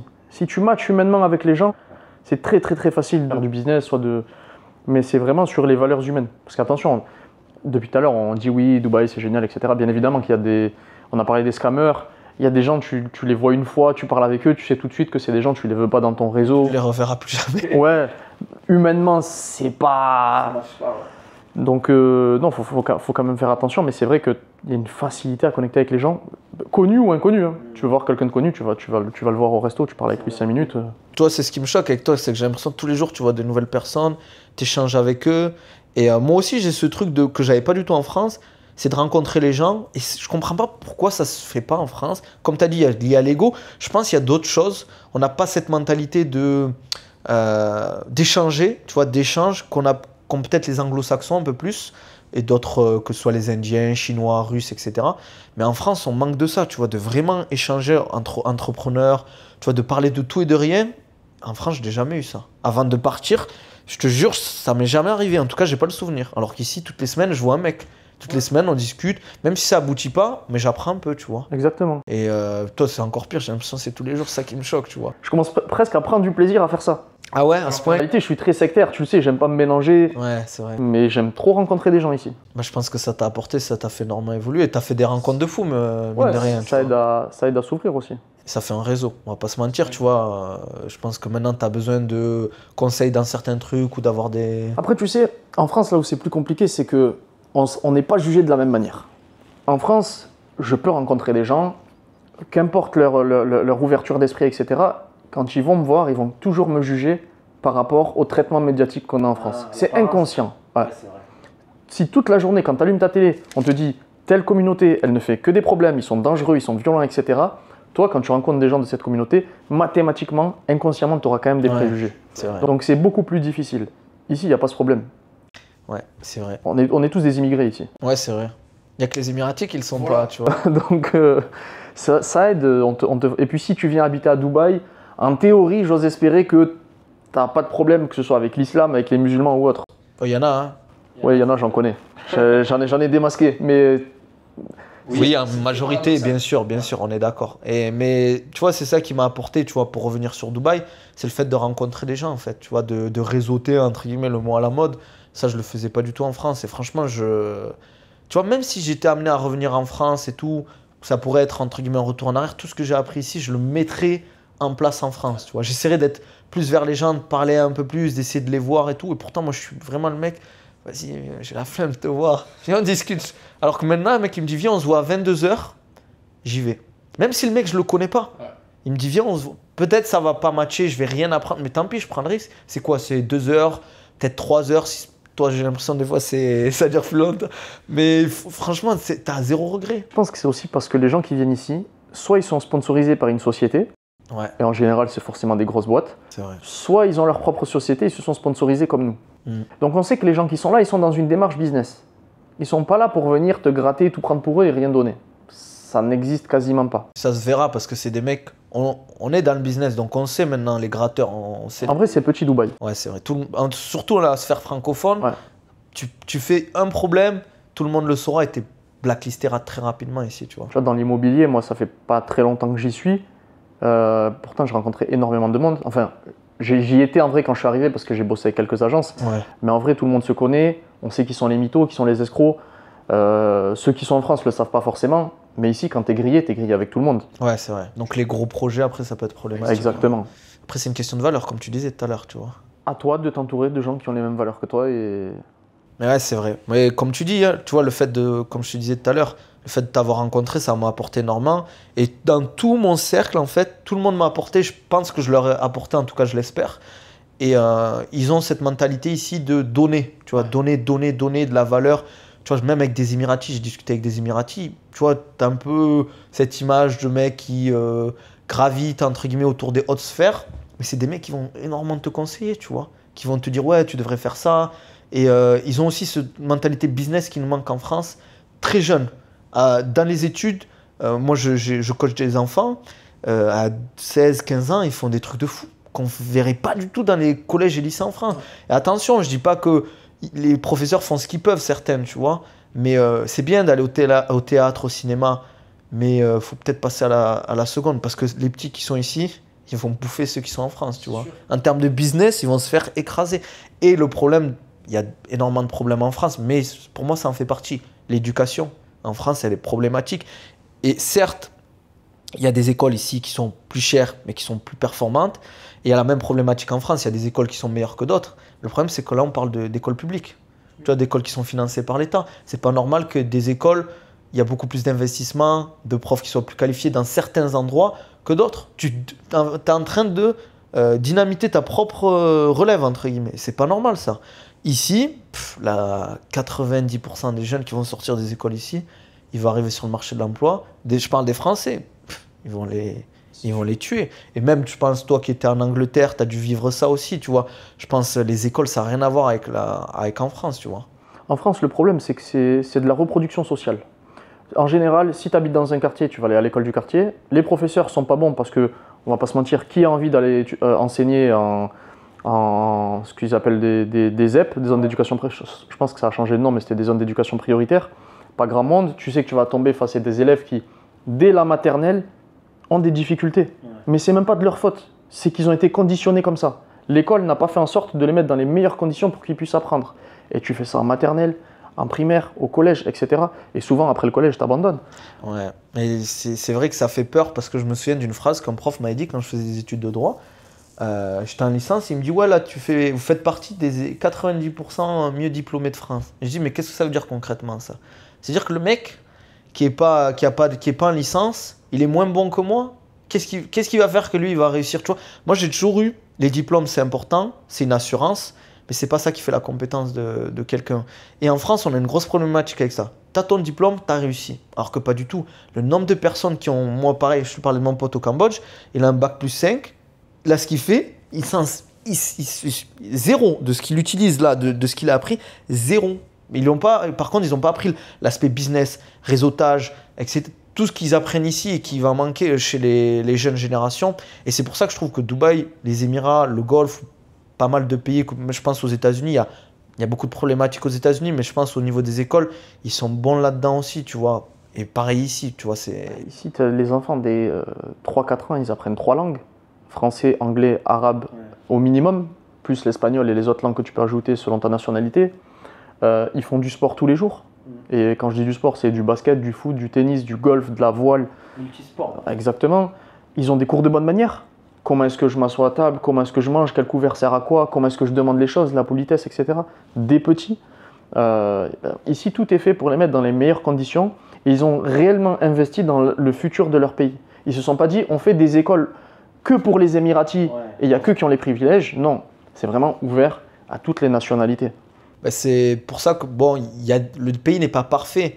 Mais quand tu vois en fait les gouvernements, parce que c'est un gouvernement vu que c'est une famille, entre guillemets, tu vois, je suis dur avec la France parce qu'en fait, encore une fois, c'est frustrant.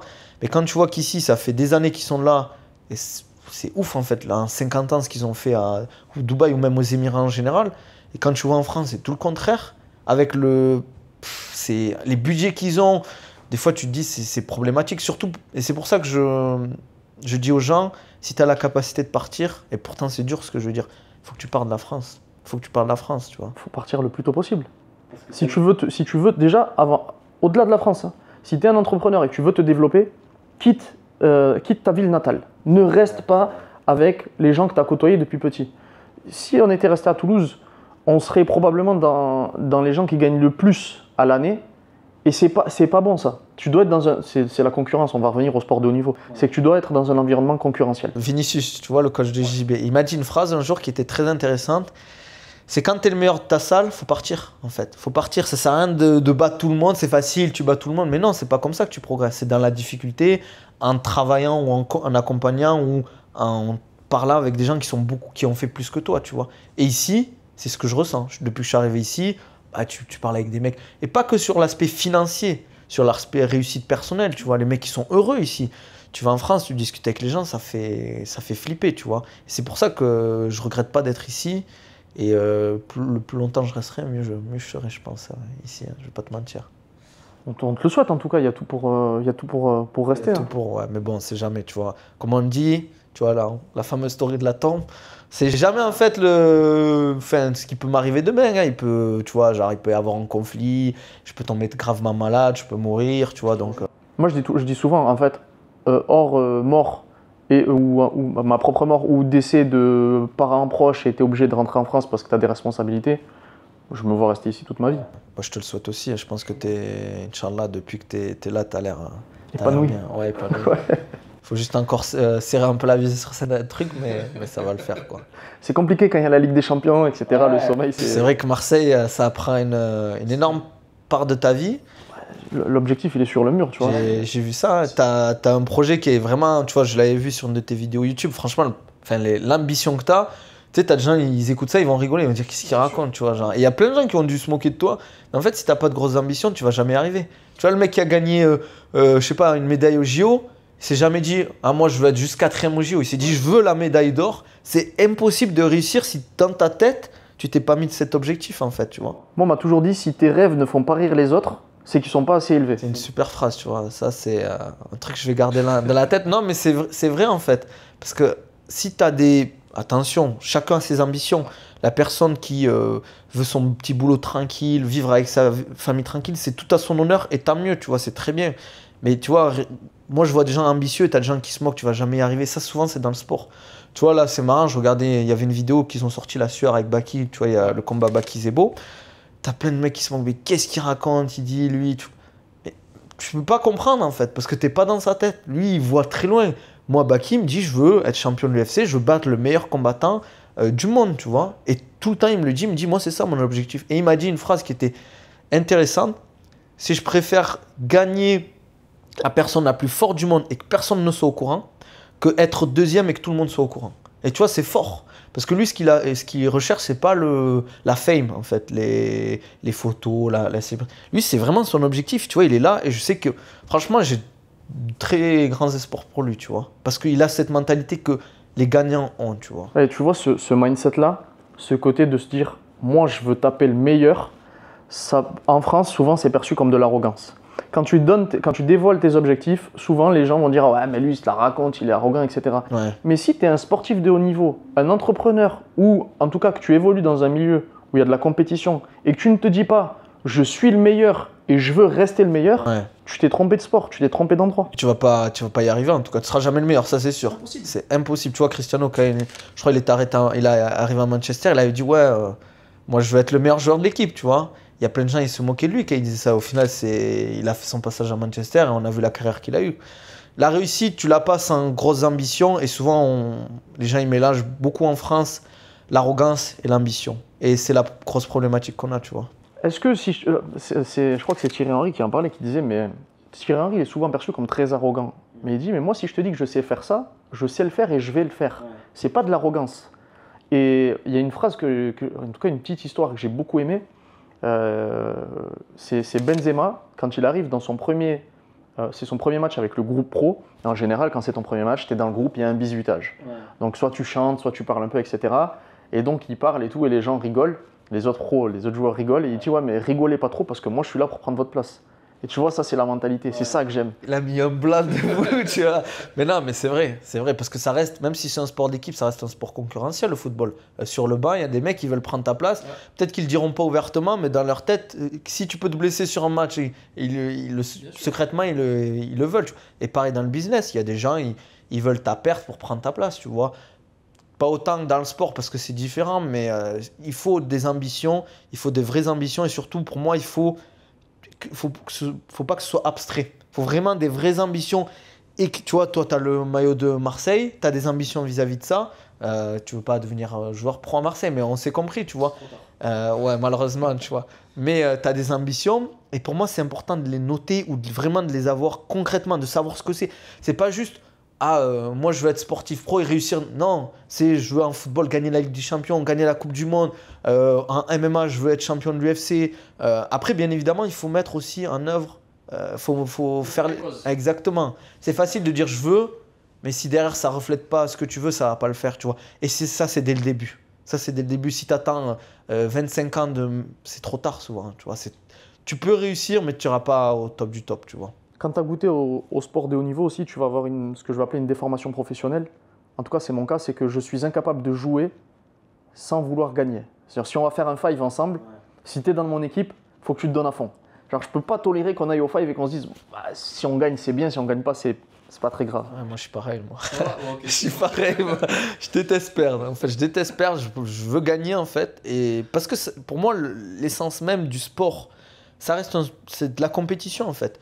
Tu veux faire ton footing, tu es tout seul, mais tu te bats contre ton temps. Tu as fait, je sais pas, 50 minutes ton dernier 1 heure, ben là, ça va être 49 minutes, tu vois. Mais pareil, je vais au five, l'équipe en face, je veux qu'à la fin, c'est eux qui pleurent, tu vois. Tu vois, je veux pas qu'on me vanne, en fait. Je veux gagner, je veux que ce soit moi qui vanne, tu vois.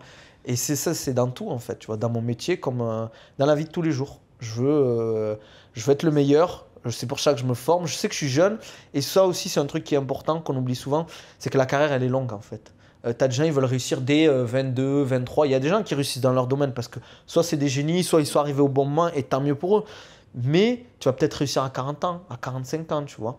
Mais il y a aussi le chemin qui va rentrer en compte et le chemin, il est long. Il est très long et tu vois, je reviens sur la patience. Les gens, ils n'ont pas la patience. La patience, et puis quant à l'aspect religieux, tu sais aussi que ce qui t'est destiné, tu vas l'avoir. Il y a des gens pour qui ça arrive très tôt, il y en a d'autres pour qui ça arrive très tard, il y en a d'autres pour qui ça n'arrive jamais. Ouais. Peut-être que j'en parlais avec un mec que j'ai rencontré, tu vois, une très très belle rencontre, un artiste connu, un rappeur très connu, et il me disait, mais moi, quand je gagnais énormément d'argent et que j'étais le plus connu, c'est là où j'étais le plus malheureux, alors que ça a été mon rêve toute ma vie d'arriver à ce niveau-là. C'est ouf de se dire ça quand même. Hein. Parce que c'était son rêve, au final, il était malheureux. Après, pour X ou X raison, mais c'est vrai que c'est abusé, quoi. Parce que je pense qu'il y a eu d'autres problématiques qui sont rentrées en compte. Il aspirait peut-être pas à ça au final. Et il s'est un peu... Pas le mensonge de la réussite, mais la réussite, c'est très traître. C'est très enjolivé. Ouais. Mais on le voit dans le football. Je suis pas si sûr que énormément de footballeurs soient très heureux dans leur vie, tu vois. parce que ils peuvent pas avoir l'avis de tout le monde. Tu vois, il y a eu la discussion, je sais plus, c'était Nasri qui parlait d'acheter son pain. Ou... Les gens, ils se rendent pas compte. Mais tu t'imagines, tous les jours, tu vas aller acheter au boucher ton pain. Le mec, il te parle de foot, il te parle du dernier match de... T'en as marre, tu veux une vie normale, en fait. Et les gens, ils se rendent pas compte, tu vois. Moi, tu vois, j'ai fait des formations à l'AS Monaco. Tu parles avec le groupe, ils te disent c'est dur. Attention, quand je dis c'est dur, je préfère être footballeur de haut niveau que le mec qui charbonne sur les chantiers ici. Mais c'est pas si facile qu'on le pense, en fait. Et tout le monde ne peut pas le faire, tu vois, la célébrité. Tout le monde ne peut pas l'avoir. Les gens, ils jugent que sur les revenus. Mais déjà, c'est le revenu brut, c'est pas le revenu net. Il y a d'autres problématiques. Quand tu commences à gagner de l'argent, ta relation avec les gens change énormément. Souvent, même avec ta famille, on ne te voit plus de la même manière, etc. Il y a plein de problématiques. Et les gens ont tendance à idéaliser la vie de, je vais dire star entre guillemets, mais de personnalité connue. Mais en réalité, derrière chaque athlète de haut niveau, il y a des problématiques que 99% des gens ne peuvent pas. Ouais, c'est vrai. Et une pression mentale. D'ailleurs, c'est souvent, et même c'est pas souvent, c'est tout le temps le cas. Tous les joueurs avec qui j'ai pu évoluer, etc., c'est ceux qui avaient le mental le plus fort qui ont réussi. C'est même pas les mecs qui techniquement étaient les meilleurs. Il faut pouvoir encaisser la pression médiatique, la pression de la famille, comme tu as dit, des proches aussi, et derrière tous les aléas, tu vois, comme je t'ai dit, c'est un sport populaire, le foot, donc il y a énormément de gratteurs, d'opportunistes, et c'est dur de trier. Moi, je le vois avec les footballeurs. Franchement, ils n'ont pas une vie que j'envie. Honnêtement, la célébrité, c'est très très dur. Mais ça, c'est dans tout. C'est pour ça que je dis souvent, vaut mieux être riche et inconnu que riche et célèbre. Tu vois. Ça, c'est vraiment une force. Je donne un exemple. Bon, je ne sais pas si je devrais le dire, mais j'ai un élève ici, il est dans une école. Il y a des footballeurs pros qui viennent chercher leurs enfants. Par exemple, Ribéry, il vient, il n'est pas connu ici. Donc, il est tranquille. Par contre, d'autres joueurs connus, ils arrivent, c'est sécurité, tension et tout, tu vois. Donc, tant mieux pour lui, et tant pis pour les autres, tu vois. Genre, et les gens, ils peuvent pas se rendre compte, en fait, tant que tu n'as pas vécu ça. Moi, j'ai traîné avec des athlètes de haut niveau dans la rue, c'est relou, tu vois. Moi, je tiendrai pas. Je pense que je finirai sur les réseaux à... C'est toi, Nawel Madani, qui met des kicks comme ça. Tu vois, non, j'aurais pas fait ça, mais tu vois, genre, en fait, il y a des adultes qui se comportent comme des enfants avec les célébrités, les sportifs de haut niveau, et c'est triste. Tu vois, le mec, il est en train de manger, laisse-le manger. Pourquoi tu vas l'arrêter pour une photo? Moi, j'ai toujours eu du mal avec ça, mais bon, c'est... Tu restes un humain comme les autres. Tu vas te lever un matin, t'es mal luné, t'as pas envie de faire de photos, t'as pas envie de parler avec les gens. Surtout que c'est une fois. Tu vois, enfin, la personne, elle pense que c'est une fois. Mais s'il faut, ça fait 15 fois qu'on lui demande une photo, un autographe, une photo avec l'enfant et tout. Au bout d'un moment, t'es fatigué, t'as envie d'avoir ta vie, tu vois. C'est comme la fameuse vidéo de Cristiano Ronaldo qui boit son café. On lui demande tellement des photos en 15 minutes, il n'a même pas le temps de finir son café, tu vois. Genre, c'est ouf. Donc tout le monde n'est pas prêt pour la célébrité, la réussite, ça, c'est sûr. Ah, encore une fois, on va revenir sur le mot, mais c'est des sacrifices. C'est des sacrifices et en réalité... C'est toujours très facile de juger derrière son écran, de dire ouais, moi je ferais mieux que lui, nanani, nanana. Mais tant que tu subis pas la pression, tu peux pas savoir. Tous les problèmes qu'ils ont les footballeurs, que ce soit avec les femmes, la malbouffe, les mecs qui sont même pas footballeurs, ils ont ces problèmes-là. Toi, tu crois que tu vas toucher 400 000 euros par mois, tu n'auras pas ces problèmes. Toi, à ta petite échelle, t'as pas réussi à les solutionner. Ouais, voilà. Alors, t'imagines, t'as encore 20 fois plus de tentations. Comme je dis là, on revient sur l'aspect religieux. La réussite financière, même je pense la célébrité, c'est un test. Comment tu vas utiliser cet argent, comment tu vas encaisser tout ça, comment tu vas être avec les gens, tu vois. Et je dis souvent, la personne qui réagit bien à la célébrité, qui prend pas la grosse tête, franchement, c'est dur. Parce que même moi, tu me donnes la célébrité, je sais pas comment je vais réagir. Parce que j'ai pas vécu ça, en fait, tu vois. Je pense que pour toi, c'est pareil, c'est arrogant. Là, c'est de l'arrogance de penser que toi, tu vas faire mieux que les autres alors que tu n'as pas vécu cette situation, tu vois. Ça, c'est de l'arrogance, la vraie, pour moi. Tant que tu n'as pas subi l'épreuve, c'est très compliqué de savoir comment tu te comporterais. Et c'est un truc qui peut aussi résumer le podcast, entre guillemets, d'aujourd'hui, c'est l'expérience. En fait, pour moi, l'expérience, c'est une des meilleures des compétences. Tant que tu n'as pas vécu cette situation, tu ne peux pas savoir comment tu vas réagir. Tu as vécu un drame dans ta vie, une perte d'un proche, tu sais ce que ça fait. Tu auras de l'empathie pour quelqu'un qui l'a vécu. Toi, tu n'as jamais perdu un proche, une personne de ton entourage et perd un proche. Tu vas dire, allez, pourquoi tu t'es pas bien comme ça? Mais tu n'as pas vécu ça, en fait. Tu n'as pas vécu, je sais pas, la difficulté financière de vivre vraiment, de compter tous les jours les courses et tout. Toi, tu as vécu toujours dans l'opulence. Comment tu peux savoir ce que ça fait de dormir la nuit, de stresser parce que tu as peur de ne pas finir les fins de mois, de devoir faire des dingueries pour remplir le compte? Tu vois, c'est pour ça que je dis que l'expérience, c'est la meilleure des compétences. Et c'est pour ça que je dis à tout le temps, aux coachs ou même en général, aux gens qui se lancent dans l'entrepreneuriat, il faut faire. Parce que tant que tu n'as pas échoué, tu vas pas progresser en fait. L'échec, c'est la progression, tu vois. Finalement, on revient toujours autour des mêmes valeurs. L'expérience vient avec le temps. Quel que soit l'objectif que tu souhaites atteindre, ça viendra avec le temps. Ça, on va encore revenir sur les sacrifices. En réalité, sport, entrepreneuriat, on tourne toujours autour des mêmes valeurs. C'est vrai. Parce que ça va ensemble pour moi. Un sportif, c'est comme un entrepreneur. Il doit travailler, il doit s'entraîner, il doit être patient. Parce que la réussite, ça ne vient pas comme dans le sport, ça ne vient pas rapidement. Le footballeur pro, il n'a pas commencé à 18 ans. Il a commencé à 3-4 ans. Il a fait plein de clubs, il s'est entraîné plein de fois. L'entrepreneur, c'est pareil. Ça fait des heures de travail, des milliers d'heures de travail avant que des fois la réussite, elle arrive. Et malheureusement, tout le monde ne va pas y arriver. C'est ça le pire, tu vois. Tu vois, souvent, je regardais des émissions, tu sais, 50 minutes inside. Tu vois, les mecs qui réussissent à l'étranger. Et souvent, moi, j'ai eu cette réflexion, ouais, mais c'est les mecs qui réussissent. Mais tous ceux qui ont échoué, il y en a combien?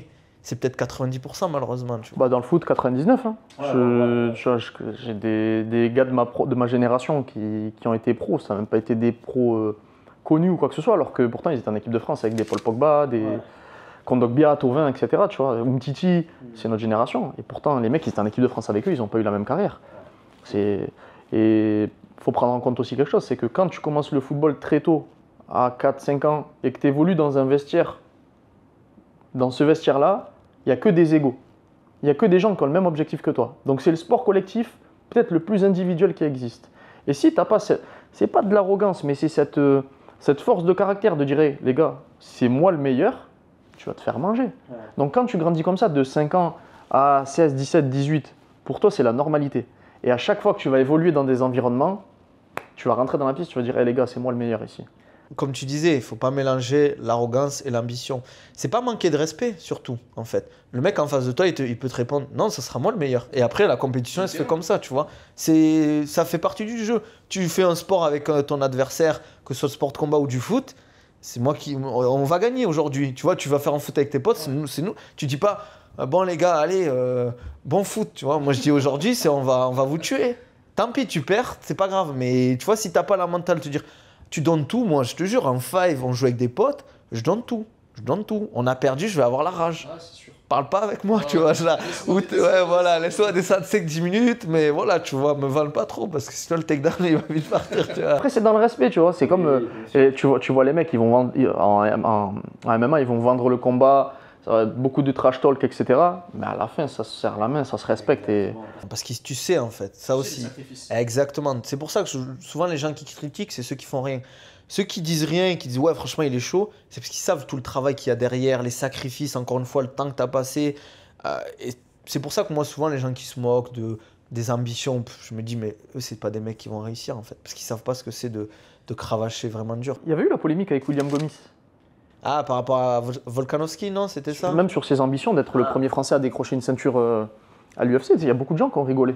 Parce que peut-être que ce ne sera pas le premier à avoir la ceinture UFC, mais vaut mieux, je préfère quelqu'un qui pense comme ça que quelqu'un qui me dit « Ah, ça va être chaud ».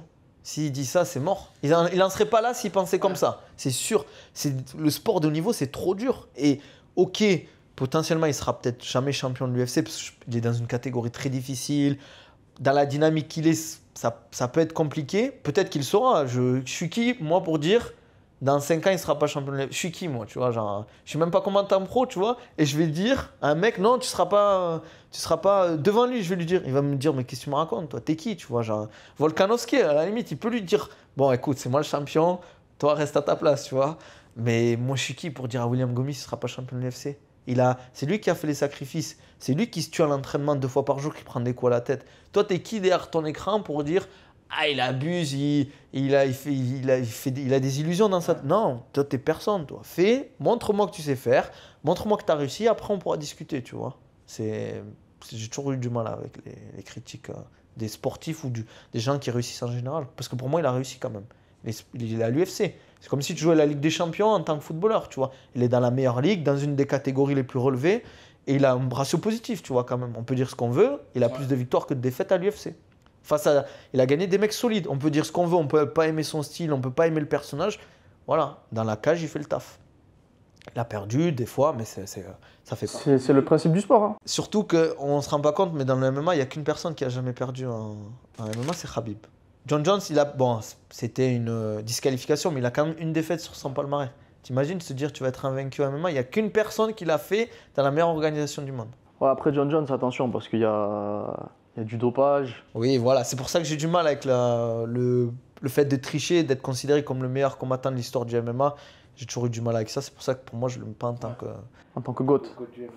Le gros débat. En termes de perf, il est très fort, il n'y a pas de problème, mais en termes même de personnes et tout, j'ai énormément... Ouais, c'est pas... C'est pas nos valeurs. Ouais, c'est pas mes valeurs, exactement, c'est pas mes valeurs. Je trouve que les valeurs, tu vois, je me rapproche plus d'un Khabib, d'un Georges Saint-Pierre, d'un Demetrius Johnson, qui, surtout au niveau de l'après-carrière, ont su rebondir. Ouais. Tu vois, ça, c'est un sujet qui pourrait être intéressant, l'après-carrière des sportifs, qui pour moi est comment dire, partagé, tu vois, auprès des gens, parce qu'on ne sait pas ce qu'ils font en fait. On voit ceux qui sont consultants, comme des Thierry Henry ou d'autres, mais les autres, ils font quoi? Ok, ils ont de l'argent, mais qu'est-ce qu'ils font maintenant, tu vois? Ça doit être dur tu vois, j'écoutais une vidéo, pardon, excuse-moi, enfin non, c'était un tweet qui disait Dustin Poirier, combattant très connu de l'UFC, superstar aux États-Unis, un des combattants les mieux payés de l'histoire du MMA, il disait que c'était très dur pour lui l'arrêt.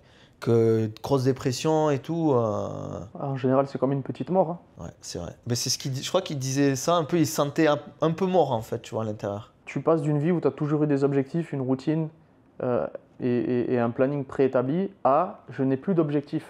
En tout cas, je n'ai plus d'objectifs professionnels. Ouais, de but. Ça doit être très difficile de se lever le matin, de trouver la motivation, garder une hygiène de vie, etc. C'est comme les mecs qui vont à la retraite et qui meurent quelques temps après arriver à la retraite. Et ça arrive très souvent. Je sais pas s'il faudrait peut-être qu'il y a des études là-dessus, mais ça serait intéressant de se pencher là-dessus. Parce qu'un homme sans but, c'est pour moi un homme à moitié mort. Tu vois, genre, parce que c'est dur de se lever le matin sans but en vrai. Tu vois, c'est vraiment dur. Je me dis, tu n'as rien à faire. Et c'est souvent ceux qui restent longtemps au lit, c'est parce qu'ils n'ont rien à faire de leur journée en fait. Si tu as beaucoup de choses à faire, t'inquiète pas, tu vas te lever. Exactement. Le sommeil, c'est important, mais c'est vrai que tu peux pas te permettre de faire grasse mat quand tu as des vraies ambitions. Qu'est-ce que tu dirais au Nabil d'il y a 15-20 ans? Écoute pas les gens qui te disent fais pas ça. Écoute pas les gens qui te disent ouais, fais pas ça. À part si c'est vraiment des gens de confiance, tu vois, tes parents, tu peux les écouter parce que souvent ils ont l'expérience de la vie, va pas avec lui, fais pas ça, attention. Mais écoute pas ceux qui te disent ouais, fais pas ça ou ça va être trop dur. Tu vois, il y a plein de gens, je me dis, ils ont des projets, ça va être dur. Mais je leur dis jamais ah, c'est chaud, ça va être chaud. Tente, tu échoues, c'est pas grave. Tu vas pas mourir hein, si tu fais ça. Hein. C'est que de l'argent. Tu vas investir de l'argent, du temps, de l'énergie, tu peux te refaire. Donc ouais, écoute pas les gens. Et ouais, peut-être voyager un peu plus en étant jeune. Je pense que toi, tu vois l'avantage que le fait d'avoir bougé dans plusieurs pays, d'avoir travaillé dans plusieurs pays, faire tes études ailleurs, je pense que c'est un plus qu'il faut vraiment, tu vois, là, on manque de ça en France. Tu vois, tout ce qui est Erasmus, je crois que c'est arrêté dans le programme Erasmus un peu. Bon, je pense qu'il y avait des choses à remettre en place qui étaient un peu bizarres. Mais je pense que pour moi, ça devrait être obligatoire. Si tu as les capacités, les moyens que l'école peut aider, si tu peux aller faire des études à Londres, en Espagne, même en Russie, tu vois, ou même en Chine, tu sais, vraiment essayer de s'expatrier pour 6 mois, 1 an, je pense que ça peut apporter énormément. Je pense que ça, mes enfants, si j'en ai un jour, Inch'Allah, de les pousser à voyager en fait et de se former ailleurs et de voir comment ils vivent les autres ailleurs en fait, tu vois. De ce qu'on disait, de ne pas rester dans la même bulle, tu vois. Voilà. Et toi, ça serait quoi, Déjà 15-20 ans, d'être toujours assez fou pour y croire. Ouais. Et c'est très compliqué. Ouais, je pense être assez fou pour y croire, ne pas écouter les autres, parce qu'au final, j'ai eu beaucoup d'avis négatifs, mais en réalité, les gens ne font que refléter leur propre insécurité quand ils te disent ouais, fais pas ça, c'est difficile, etc. Tout est difficile dans la vie. Il y a pas. Et plus tu vas aller sur des niveaux très élevés, plus ça sera difficile. Ça fait partie du jeu. Si t'aimes pas la difficulté. C'est nul. Si c'est facile, c'est trop nul. Tu vois, nous on fait des sports parce que c'est difficile. Tu vois, on s'est lancé dans un sport de combat. Au début c'était dur, ça reste toujours dur, ça restera toujours dur. Sinon c'est pas marrant. Tu t'ennuies dans la facilité. Moi, toi, dans tous les business que t'as, tous les jours c'est difficile, tous les jours il y a des problèmes, mais à la fin du chemin, tu te dis ah ouais putain, j'ai assuré, je suis fier de moi. Exactement. T'as ce sentiment de fierté. Donc ouais, je pense que ça serait ça. Ça serait de pas écouter les gens. D'y croire et d'être toujours assez fou pour y croire, même si il y a 20 ans c'était autre chose, même il y a 15 ans quand tu disais aux gens je vais être un entrepreneur, on te regardait bizarre, c'était pas à la mode, il n'y avait pas les vidéos YouTube, Je veux être à mon compte. On disait, mais qu'est-ce que tu me racontes? Va prendre un CDI comme tout le monde, s'il te plaît, et nous fais pas l'américain. Ça, c'était vraiment le. Et puis dans notre culture, je pense que c'est encore plus difficile. En tout cas, moi, dans ma famille, j'avais pas d'exemple. Personne n'avait été entrepreneur. Et c'est ce que je dis souvent, peut-être avant qu'on finisse, c'est que nous, dans notre communauté, on a cette problématique d'attention, je dénigre pas du tout, mais c'est quoi? C'est fast-food, les garages, coiffeurs. Non, mais c'est vrai. Malheureusement, tu n'as pas beaucoup d'exemples dans notre communauté de grosses success stories, malheureusement, tu vois, genre. Et c'est ça, et c'est important pour que les gens ils s'identifient. Après, attention, ça, c'est pas parce que tu peux t'identifier que tu vas forcément réussir ou que tu peux pas et que tu vas pas réussir. Mais je trouve que c'est important tu vois, l'image que tu dis, d'avoir quelqu'un dans ta famille ou dans tes proches qui. Tu sais, ce qui est fou, c'est qu'à l'époque, sur les modèles communautaires que j'aimais beaucoup, j'avais découvert Hakim Ben Othman il y a très longtemps dans un reportage sur Capital. Ah ouais, donc c'était il y a un moment. C'était il y a très longtemps. Je pense que c'était il y a 20 ans facile. T'as une bonne mémoire, ça vient. Bah en fait, ouais, parce qu'il n'y en avait pas 36 des exemples. Il y avait lui, il y avait Moued Altrad aussi, qui est dans tout ce qui est échafaudage, etc. Okay. Success story incroyable.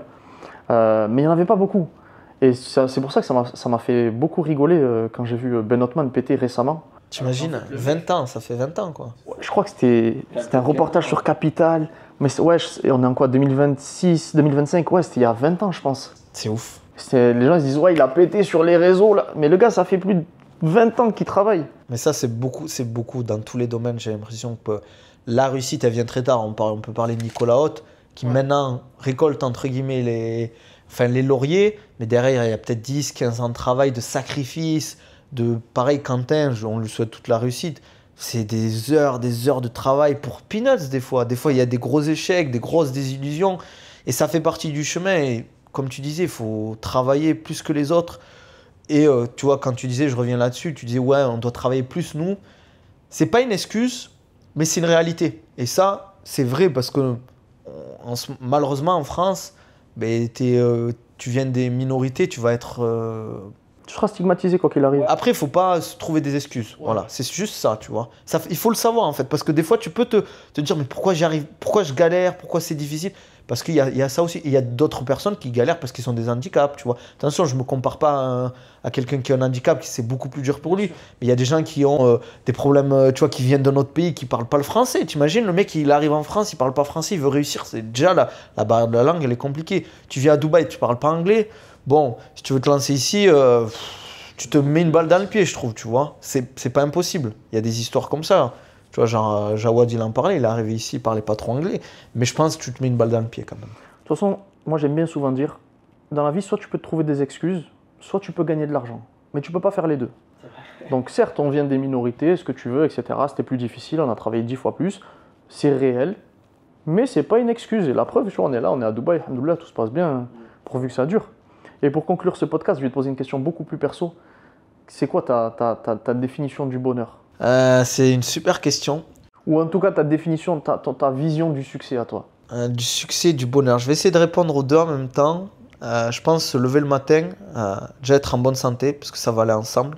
C'est pour ça que je recommande toujours le sport, le sommeil, etc. Et en fait, te dire le matin, je vais me lever, je vais passer une bonne journée. Tu vois, tu te lèves le matin, tu dis ouais, c'est bon là, tu vois, je vais passer. Et ça, c'est le bonheur, tu vois. Et il y a un truc qui est important aussi, c'est de pouvoir le partager. Tu vois, avec tes proches, tu vois, quand je rentre en France, tu vois, les petits, je les fais kiffer, tu vois, les petits cousins, les nièces, etc. Tu vois, je me dis ouais, là, je vais rentrer en France, là, je vais essayer de faire plaisir aux gens que j'aime, tu vois, parce que c'est important. Je pense qu'il faut pouvoir partager son bonheur. Et il y en a, ça existe, mais des gens heureux seuls, j'en connais pas, tu vois. En tout cas, moi, personnellement, j'en connais pas. Je pense que c'est important de te lever le matin, d'être en bonne santé, te dire tout le monde est en sécurité, t'es en sécurité, t'as de quoi manger, t'as le frigo plein, t'as un toit sur la tête et t'as pas des bombes qui peuvent potentiellement arriver ou t'es un proche malade, tu vois. Genre, on se rend pas compte, mais tant que t'as pas vécu ça, la maladie, c'est dur, tu vois. C'est très, très dur. Moi, j'ai perdu mon père à l'EHMO. Quand je l'ai vu malade, ça a été dur parce que je me dis, du jour au lendemain, tu vois, mon père, il a toujours été fort, c'est quelqu'un de gaillard. Du jour au lendemain, tu te dis, mais toi, ça peut t'arriver. Donc, profite chaque jour de ce que Dieu t'a donné, parce que du jour au lendemain, il peut te le reprendre, tu vois. Donc, je pense que ça, c'est important. Et je te retourne la question. Définition, en tout cas, du bonheur ou du succès. Pour moi, ça sera tout ce que l'argent ne peut pas acheter. Ça, c'est venu avec le temps. Mais comme tu l'as dit, la santé, la foi, pour moi, c'est le plus important et c'est quelque chose sur lequel j'essaye de beaucoup travailler et d'apprendre. Parce qu'en fait, tu te rends compte que tu es un ignorant. On le saura toujours. On a un éternel élève là-dedans, mais dans tout, je pense. Ouais, c'est clair. La santé, la foi, avoir gardé ma famille très proche, femme, enfants, etc., parents, frères et sœurs, ça pour moi c'est le plus important. Garder de bonnes relations, pouvoir subvenir à leurs besoins, ça vient avec l'argent, mais ouais, je pense que c'est ça. Mais, et même tu vois, si un jour dans ma vie je pouvais arriver au stade où je disparais totalement, je suis plus sur les réseaux, J'ai cru que tu allais parler d'autre chose. Je me suis dit, ah ouais. Non, genre disparaître totalement et travailler beaucoup moins et passer plus de temps avec ma famille, je pense que c'est mon goal final. Ultime. Ouais. Arriver à un degré de richesse où tu n'as même plus besoin de venir au bureau. Ouais, tu ouvres le compte et c'est bon. Ça tourne, Il y a plus d'argent qu'hier. Voilà, et tu profites avec Ça, ta famille. sans avoir rien fait. Ah, mais en définitive, c'est ça. C'est tout ce que l'argent ne peut pas acheter. Souvent, les gens, tu sais, ils idéalisent l'argent, ils fantasment l'argent même parce ils en ont pas ou ils en ont pas eu beaucoup. Mais en réalité, l'argent, c'est pas ce qui va t'apporter le bonheur. Si t'es pas heureux de base, tu le seras pas avec de l'argent. Bah, il y a des petites vidéos des fois qu'on voit passer sur les réseaux où le père de famille rentre avec une pizza et t'as les enfants qui courent, ils sont super contents, lui il est content. Tu te dis, il a rien, il vit dans une petite case et tout, tu vois, et au final c'est peut-être ça le bonheur, sans faire des phrases bidons, etc.